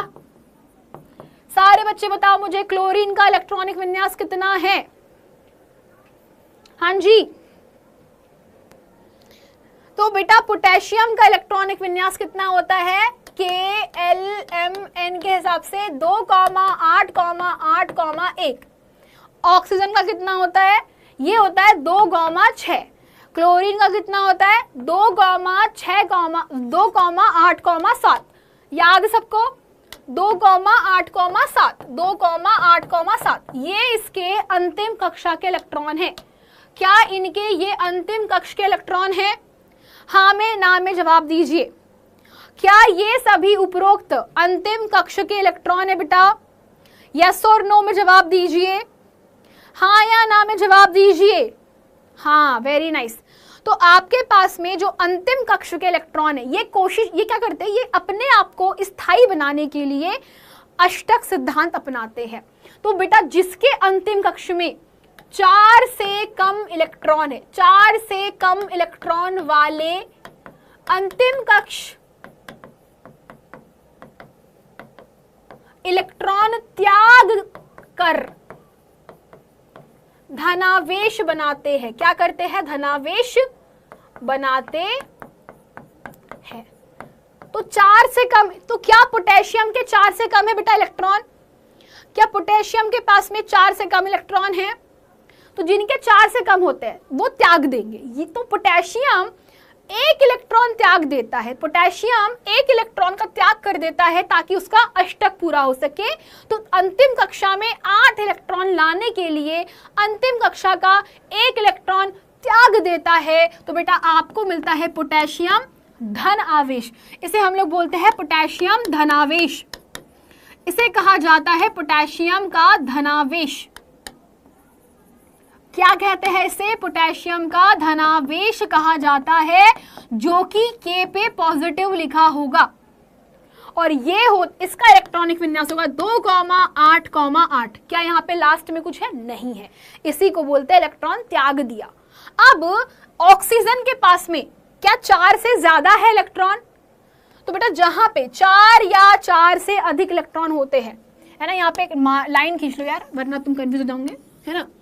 अब ऐसे परमाणु जिनके अंतिम कक्ष में 4 या 4 से अधिक इलेक्ट्रॉन है, फिर से ऐसे परमाणु जिनके अंतिम कक्ष में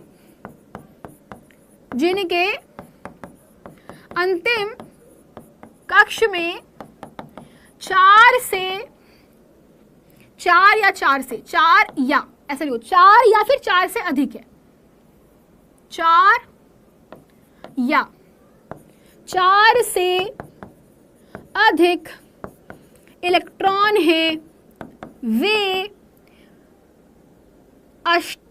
मतलब उतने इलेक्ट्रॉन ग्रहण करेंगे जिनसे उनका अष्टक पूरा हो सके। वे उतने इलेक्ट्रॉन ग्रहण करेंगे जिनसे अष्टक पूर्ण हो जाए, जिनसे उसका अष्टक कंप्लीट हो जाए, पूर्ण हो जाए। बस बेटा आपको इतना ध्यान रखना है। तो मुझे बताओ, अंतिम कक्षा में 8 बनाने के लिए इसको कितने इलेक्ट्रॉनों की आवश्यकता है? बच्चों बताइए, आपके पास में ऑक्सीजन की अंतिम कक्ष क्या है? 6 है। उसमें कितने इलेक्ट्रॉन है? 6 है। तो अगर इसको 8 बनाना है तो 8 बनाने के लिए कितने इलेक्ट्रॉनों की आवश्यकता है? 2 की 2, अगर 2 कहीं से मिल जाए तो कर लेगा ना, बिल्कुल सही। तो ये 2 इलेक्ट्रॉन ग्रहण करके ऋणावेश बनाएगा। तो ऑक्सीजन बनाता है 2 ऋणावेश, तो उसका इलेक्ट्रॉनिक विन्यास होगा 2,8। ये होता है आपका अष्टक पूरा करने के कारण 2 ऋणावेश, तो इसे बोलते हैं ओ ऋणावेश। तो ऑक्सीजन 2 इलेक्ट्रॉन ग्रहण करके क्या करता है? अष्टक पूर्ण करता है और आदर्श गैस का विन्यास प्राप्त करता है। अब बच्चों क्लोरीन कितने करेगा? क्लोरीन कितने करेगा? क्लोरीन कितना करेगा? क्लोरीन की अंतिम कक्षा में कितना इलेक्ट्रॉन? 7। 8 बनाने के लिए कितने की कमी है? 1 की कमी है। तो क्लोरीन 1 इलेक्ट्रॉन को ग्रहण करके बेटा ये 2,8,8 का इलेक्ट्रॉनिक विन्यास प्राप्त करता है।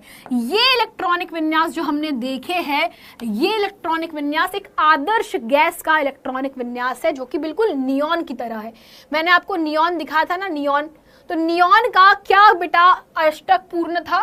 तो इसे हम कहते हैं आदर्श गैस। इसे कहा जाता है आदर्श गैस। तो ये अष्टक आदर्श गैस की समान प्राप्त कर लेता है और आदर्श गैस स्थायी होती है। तो हम कहते हैं बेटा कि आपके परमाणु इलेक्ट्रॉन ग्रहण करके संयोजकता प्राप्त करते हैं। तो आपके पास में बेटा ये सभी 1 से लेकर के 20 तक के परमाणु हैं जिनकी संयोजकता आपको दी गई है। आप सभी देख सकते हो, ये सभी 1 से लेकर के 18 तक के परमाणु हैं। इनके पास में परमाणु क्रमांक और बेटा इलेक्ट्रॉनों की संख्या दी गई है। इनके इलेक्ट्रॉनिक विन्यास आपके सामने लिखे गए हैं। ये सारे इलेक्ट्रॉनिक विन्यास है और कितने इलेक्ट्रॉन ग्रहण करेंगे ये लिखा हुआ है। तो आपको ये होमवर्क काम है करना। अब बच्चों बात करते हैं परमाणु क्रमांक। क्या होता है परमाणु क्रमांक? परमाणु संख्या। इसे बच्चों परमाणु का बेसिकली कहते हैं नंबरिंग करते हैं।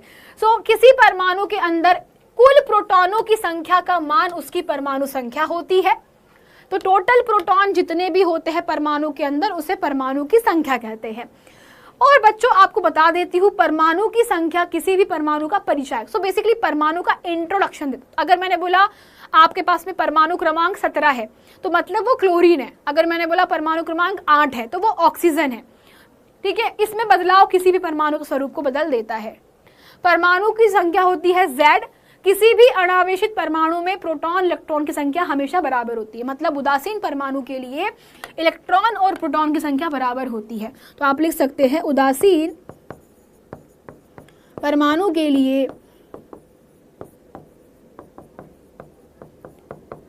परमाणु क्रमांक, आप इस ऐसा लिखिए, परमाणु क्रमांक जितना होता है, जितना परमाणु क्रमांक होगा, जितना परमाणु का क्रमांक होता है उतना उसके पास इलेक्ट्रॉनों की संख्या होती है और बेटा उतनी ही आपके पास में प्रोटॉनों की भी संख्या होती है। तो जितनी इलेक्ट्रॉनों की संख्या उतनी प्रोटॉनों की संख्या होगी। तो यदि मैंने आपसे बोला, अगर मैं आपसे एक प्रश्न पूछूं, बेटा सभी बच्चे जवाब देना, अगर मैंने आपसे एक प्रश्न पूछा और वो प्रश्न यह है, बेटा वो प्रश्न यह है कि यदि किसी परमाणु का क्रमांक मतलब मान लीजिए 18 है तो उसमें प्रोटॉन इलेक्ट्रॉन कितने, प्रोटॉन इलेक्ट्रॉन कितने हैं बताइए, बोलिए। अगर आपसे प्रश्न पूछा कि यदि किसी परमाणु का क्रमांक 18 है तो उसमें कितना इलेक्ट्रॉन है, कितना प्रोटॉन है? बोलिए। तो ध्यान रखना परमाणु क्रमांकों को Z, तो Z कितना है? 18 है। अतः इलेक्ट्रॉनों की संख्या कितनी होगी? इलेक्ट्रॉनों की जो संख्या है वो होगी 18। प्रोटॉनों की संख्या कितनी होगी? 18। बात समझ में आई सबको? नाइस। अब बात करते हैं परमाणु का द्रव्यमान क्या होता है। नाभिक में उपस्थित परमाणु, मतलब नाभिक में उपस्थित जो भी प्रोटॉन और न्यूट्रॉन की संख्या होती है बेटा, उसका योग ही परमाणु का द्रव्यमान होता है। सो बेसिकली परमाणु का भार जो होता है वो इलेक्ट्रॉन का भार नहीं होता, वो बेसिकली परमाणु के नाभिक का भार होता है, क्योंकि नाभिक में भारी कण होते हैं। इलेक्ट्रॉन का भार बेटा बहुत कम होता है, बहुत हल्के हैं इलेक्ट्रॉन। इलेक्ट्रॉनों का जो वजन होता है बहुत कम है, बहुत मतलब कि बहुत ही कम होता है। इलेक्ट्रॉन सबसे हल्के कण है, ठीक है। जबकि आप कह सकते हो 2000 गुना भारी तो प्रोटॉन होता है। इलेक्ट्रॉन से 2000 गुना भारी क्या है? मतलब प्रोटॉनों की भार है। फॉर एग्जाम्पल, अगर आपके पास में इलेक्ट्रॉन का भार 1 किलोग्राम है, माना इलेक्ट्रॉन का भार 1 किलोग्राम है, तो प्रोटॉन का भार 2000 ग्राम है। तो प्रोटॉन इतने भारी इलेक्ट्रॉनों से, इसीलिए जनरली जब भी आप लोग भार देखते हो तो हम लोग हमेशा हमेशा ऑलवेज क्या करते हैं? इलेक्ट्रॉनों का जो भार होता है उसको कंसिडर नहीं करते, हमेशा हम प्रोटॉनों का भार मानते हैं। तो बेटा आपके पास में द्रव्यमान संख्या या परमाणु द्रव्यमान एक ही बात है। इसका मतलब यह होता है परमाणु के अंदर उपस्थित टोटल न्यूट्रॉन और प्रोटॉन की संख्या के जोड़ ही क्या होता है? हमारा परमाणु द्रव्यमान होता है। सूत्र आप लिख सकते हो ऐसे, सूत्र लिख सकते हो परमाणु द्रव्यमान E,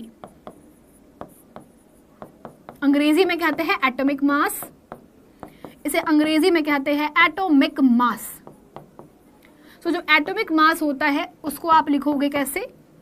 इलेक्ट्रॉनों की न्यूट्रॉनों की संख्या धन प्रोटॉनों की संख्या। टोटल न्यूट्रॉनों की संख्या धन प्रोटॉन की संख्या, यानी कि न्यूट्रॉन को दर्शाते हैं N0 से, प्रोटॉन को हम दर्शाते हैं P+ से। तो प्रोटॉनों को बोलते हैं P+, न्यूट्रॉन को बोलते हैं N0, दोनों की संख्या। तो ये है आपका एटॉमिक मास। ये सूत्र आप लोग ध्यान रखिएगा, ठीक है। अब बच्चों आपके पास में अगला जो पॉइंटर है वो है समस्थानिक क्या होते हैं। समस्थानिक बच्चों बेसिकली परमाणु के बारे में ऐसा कहा जाता है कि प्रकृति में बेटा 118 परमाणु है, लेकिन क्या होता है कि बहुत सारे परमाणु के क्या होते हैं बेटा बेसिकली उसमें उपस्थित प्रोटॉनों की संख्या तो बराबर होती है, लेकिन कई बार ऐसा पाया गया कि जैसे मान लो हाइड्रोजन है, तो हाइड्रोजन का भार कितना है बेटा? 1 होता है। लेकिन पाया गया कि प्रकृति में हाइड्रोजन के जैसे और परमाणु हैं जिनमें प्रोटॉनों की संख्या बराबर है, लेकिन न्यूट्रॉनों की संख्या अलग अलग होती है। मतलब है परमाणु ही, मतलब मान लो कि सुब्बू दीदी है, लेकिन एक सुब्बू दीदी तुम्हें पतली मिल रही है, दूसरी और पतली मिल रही है, तो सुब्बू दीदी सुब्बू 1, सुब्बू 2, सुब्बू 3, तुम्हें 3 सुब्बू दीदी मिल रही है, सेम टू सेम है सुब्बू दीदी, बस एक सुब्बू दीदी थोड़ी सी पतली है, दूसरी वाली और पतली है। तो इसे कहा जाता है समस्थानिक, मतलब इनका स्थान एक जैसा होता है लेकिन इनका भार अलग अलग होता है। तो बेटा इन्हें कहते हैं समस्थानिक। तो समस्थानिक क्या कहलाते हैं? एक ही तत्व की, एक ही सुब्बू दीदी के ऐसे परमाणु जिनकी परमाणु संख्या बराबर, मतलब प्रोटॉनों की संख्या बराबर होती है। परमाणु संख्या मतलब प्रोटॉन की संख्या तो बराबर होती है, लेकिन द्रव्यमान बदल जाता है क्योंकि न्यूट्रॉनों की संख्या अलग अलग होती है। इसी कारण से इसे हम क्या कहते हैं? समस्थानिक। तो समस्थानिक नाम में लिखा है सम स्थान वाले, लेकिन भार अलग अलग होंगे। तो आप इसे याद कैसे करते हो? तो याद करने का तरीका है समस्थानिकों का कि परमाणु क्रमांक एक ही होता है, परमाणु क्रमांक एक जैसा। क्या बदल जाता है? परमाणु भार बदल जाता है। परमाणु भार या परमाणु द्रव्यमान, भार द्रव्यमान संख्या एक ही बात है ना, इनमें परिवर्तन हो जाता है। परमाणु भार अलग अलग होता है, भिन्न होता है, विभिन्न होता है, ठीक है। बस तो परमाणु क्रमांक एक लेकिन भार अलग अलग, आपको ऐसे याद रखना है। इसे हम कहते हैं समस्थानिक। तो समस्थानिकों की बात करें तो बेटा आपके पास में हाइड्रोजन के 3 समस्थानिक है। तो बेटा सबसे पहला होता है आपके पास में हाइड्रोजन। अब छोटी सी चीज आपको बता देती हूँ बेटा, परमाणु को निम्न प्रकार से दर्शाते हैं, निम्न प्रकार से दर्शाते हैं। आपको याद रखना है, जिसमें आपका परमाणु का प्रतीक चिन्ह है, ये प्रतीक चिन्ह है परमाणु का, मान लीजिए। तो प्रतीक चिन्ह हो सकता है कुछ भी, जैसे कि Z, ZN, जैसे कि तुम्हारे पास में H है ना, के। तो प्रतीक चिन्ह के ऊपर इस तरफ हम लोग क्या करते हैं, इस मतलब बेसिकली ऐसे ऐसे करते हैं या फिर ऐसे ऐसे लिखते हैं, दो तरीके से लिखते हैं। मैं ये वाला कर रही हूँ ना। तो प्रतीक चिन्ह के नीचे यहाँ पर आप क्या करोगे, यहाँ पर लिखोगे उसका परमाणु क्रमांक। तो यहाँ लिखते हैं Z, ऊपर लिखते हो एटॉमिक मास। तो यहाँ परमाणु का क्रमांक लिखोगे, ऊपर लिखते हैं हम लोग यहाँ पे भार, ऊपर लिखेंगे भार, नीचे लिखते हैं क्रमांक। जनरली ये मेथड फेमस है, प्रचलित है। उदाहरण के लिए अगर मैंने बोला आपके पास ऑक्सीजन, तो ऑक्सीजन का परमाणु क्रमांक जो होता है कितना होता है बेटा, 8 होता है। ठीक है, उसका भार कितना होता है, 16 होता है। तो 8, 16। ठीक है, हाइड्रोजन का जो परमाणु क्रमांक होता है वो 1 होता है, भार भी 1 होता है। तो इस प्रकार से दर्शाते हैं। ठीक है, अगर मैंने आपको कहा कि भैया नाइट्रोजन का परमाणु क्रमांक होता है बेटा कितना, 7, और भार होता है 14। तो इस प्रकार से हम दर्शाते हैं। अब बच्चों मैंने आपको बोला कि समस्थानिक में कैसे, तो समस्थानिक में क्या होगा, आपके पास में ऐसे हाइड्रोजन के 3 समस्थानिक है। पहला समस्थानिक होता है प्रोटियम। प्रोटियम जो होता है इसे हम लोग कहते हैं बेसिकली बेटा कि ये असली हाइड्रोजन है, ये वाला मैक्सिमम मतलब अधिकांश मात्रा में ये वाला हाइड्रोजन प्रेजेंट है।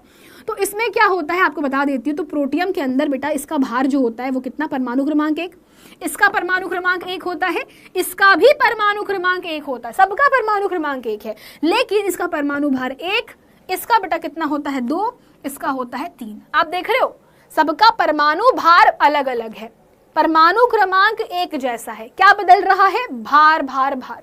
ऐसा क्यों होता है सभी लोग समझिए। तो बेटा आपके पास में प्रोटियम में प्रोटॉनों की संख्या कितनी होती है, 1। न्यूट्रॉन यहाँ पे नहीं पाए जाते। आपसे पूछते हैं कौन सा परमाणु है जिसमें न्यूट्रॉन नहीं होता, तो हाइड्रोजन, जिसे प्रोटियम कहते हैं। तो प्रोटियम हाइड्रोजन है, इसमें कोई भी न्यूट्रॉन नहीं होता। तो परमाणु भार निकालिए बेटा, एक चार्ट बना लो सारे बच्चे। आप एक चार्ट बना सकते हो, बनाने को आप सभी बच्चे एक छोटू सा चार्ट बना सकते हो, बना लीजिए। तो आपके पास में एक छोटू सा चार्ट बना लेते हैं। तो आप देख सकते हो यहाँ पर, तो आपके पास में मान लीजिए ये है H11। तो होता क्या है बेसिकली बेटा, इसे हम लोग कहते हैं प्रोटियम। इसे क्या बोलते हैं, प्रोटियम कहते हैं। ठीक है, H12 इसे हम लोग कहते हैं ड्यूटीरियम, ड्यूटीरियम इसे कहते हैं हम लोग ड्यूटीरियम। और H13 इसे कहते हैं हम लोग ट्राइटियम। अब जैसे मैंने बोला यहां पर मैं लिख रही हूं इलेक्ट्रॉनों की संख्या, यहां लिख रही हूं प्रोटॉनों की संख्या बेटा, यहां लिख रही हूं न्यूट्रॉनों की संख्या, यहां लिख रही हूं परमाणु का भार, परमाणु भार जिसको हम A कहते हैं। ठीक है, और यहां परमाणु क्रमांक। ठीक, चलिए तो आपको जैसे मैंने समझाया, सारे बच्चे बताइए मुझे, सारे बच्चे बताइए बेटा, ये चार्ट बनाओ और बताओ मुझे, हेल्प करो सारे बच्चे। मैंने कहा प्रोटियम, तो प्रोटियम के पास में कितना इलेक्ट्रॉन, 1 इलेक्ट्रॉन। क्यों, क्योंकि परमाणु क्रमांक 1 है। तो जितना परमाणु क्रमांक है उतना ही क्या होता है आपका प्रोटॉन होता है। ड्यूटीरियम में 1 इलेक्ट्रॉन है, 1 ही प्रोटॉन है। ट्राइटियम में 1 इलेक्ट्रॉन है, 1 प्रोटॉन है। परमाणु क्रमांक सबका 1-1 है। दिक्कत इसमें, यहां तक कोई दिक्कत नहीं। लेकिन परमाणु भार की बात करते हैं, तो परमाणु भार क्या होता है बेटा, न्यूट्रॉनों की संख्या धन प्रोटॉनों की संख्या, यही होता है। तो हमारे पास में प्रोटियम में कोई न्यूट्रॉन नहीं होता, तो 0, तो 0 धन 1 कितना हो गया बेटा, यहाँ पर 1 परमाणु भार है। देखो परमाणु भार 1 U। अब यहाँ पे 1 प्रोटॉन है, न्यूट्रॉन कितना होता है, 1 होता है। सब लोग देखो 1 न्यूट्रॉन होता है ड्यूटेरियम के पास में। तो यहाँ पे न्यूट्रॉनों की संख्या धन प्रोटॉनों की संख्या कितना हुआ बेटा, आप करोगे यहाँ पे 1 + 1 कितना हो गया बेटा, 2 U हो गया। देखो 2 भार है इसका, परमाणु भार कितना है, 2 है। देखो 2 U है। फिर यहाँ पे कोई न्यूट्रॉन है क्या, हाँ, यहाँ पे 2 न्यूट्रॉन होते हैं और 1 + 2 कितना 3u, u मतलब इकाई है ना। तो हमारे पास में कितना परमाणु का भार हो गया बेटा 3 हो गया। तो इसे कहा जाता है, देखो परमाणु भार अलग अलग, परमाणु क्रमांक एक जैसे, इसीलिए कहते हैं समस्थानिक। अब जैसे समस्थानिक है उनके उल्टे भी होते हैं कि अब तुम्हारे पास में क्या होगा बेटा, यहाँ पर कुछ लिखा है यूरेनियम का समस्थानिक का जो यूज होता है वो हम करते हैं परमाणु संयंत्र में नाभिक ऊर्जा बनाने के लिए। कोबाल्ट का समस्थानिक जो होता है कैंसर के उपचार में यूज करते हैं। आयोडीन के समस्थानिक का उपयोग घेंगा रोग के उपचार में करते हैं। कार्बन के बेटा समस्थानिक का उपयोग कार्बन की डेंटिंग में किया जाता है। अब बात करते हैं बेटा संभारिक क्या होते हैं, चलो लिखो फटाफट। संभारिक क्या होते हैं, संभारिक में परमाणु भार अलग हो बेटा, भार समान होता है। यहाँ पर क्या होगा, यहाँ पर परमाणु का भार समान होता है, क्रमांक अलग अलग होगा। कैसा होगा, क्रमांक अलग होता है, बस इतना याद रख लो। भार समान, परमाणु क्रमांक अलग। तो अलग अलग तत्वों के ऐसे परमाणु जिनकी द्रव्यमान संख्या है, जिसको आप परमाणु भार कहते हो, है ना, इसे हम क्या कहते हैं, परमाणु का भार कहते हैं। तो परमाणु भार एटॉमिक मास एक जैसा हो लेकिन संख्या कैसी हो बेटा, अलग हो, इसे हम लोग संभार कहते हैं। उदाहरण के लिए सारे बच्चे लोग देखिए, उदाहरण के लिए आर्गन गैस सीखी सब लोगों ने। तो आर्गन गैस जो होती है वो है परमाणु, आर्गन होता है परमाणु 18। आर्गन जो होता है बेटा वो है परमाणु क्रमांक 18। परमाणु क्रमांक कितना होता है 18। भार कितना होता है इसका 40 U होता है, ठीक। और ऐसे ही होता है कैल्शियम। तो इसका जो परमाणु क्रमांक है कैल्शियम का वो होता है 20 और जो भार है वो होता है बेटा कितना 40 U। तो देखो आपने देखा परमाणु क्रमांक अलग अलग है, भार एक जैसे, इसे हम लोग बोलते हैं संभारिक। अब इसमें होता क्या है कि आपके पास में बेटा भार है ना, तो बेसिकली हो ये रहा है कि यहाँ पे इलेक्ट्रॉन कितने हैं 18 है, प्रोटॉन कितने हैं आपके पास 18 है, लेकिन यहाँ पे बेटा आपके पास में जो न्यूट्रॉनों की संख्या है वो कितनी है, यहाँ पे 22 है। न्यूट्रॉन कितने यहाँ पे देखो, न्यूट्रॉनों की संख्या निकालो, भार दिया है 40, तो 40 बराबरी से आपको पता है भार बराबरी से क्या होता है n + p होता है, ये आता है ना। तो आपको n नहीं पता है, p कितना है हमारे पास में, p है 18, p कितना है आपके पास में, परमाणु क्रमांक है 18, तो आप लिखिए n + 18, यहाँ से निकालो n बराबर 40 - 18 22 आ गया। तो ये न्यूट्रॉनों की संख्या है बेटा 22, तो 22 न्यूट्रॉन है, यहाँ पे कितने हैं 20 न्यूट्रॉन है। तो इस प्रकार से आप लोग कर सकते हो। दैट्स इट बच्चों। तो आज के लिए हमने काफ़ी चीज़ें सीख ली, तो थैंक यू सो मच। आज के लिए बहुत कुछ पढ़ लिया हम लोगों ने। और जो बच्चे क्लास छोड़ के जा रहे हो, guys what is this behaviour यार। Okay that's it for today बेटा, बाय बाय। मुझे लगता है केमिस्ट्री पढ़ने का मन नहीं है, अगली बार नहीं आऊँगी। Bye bye guys, thank you so much, good night.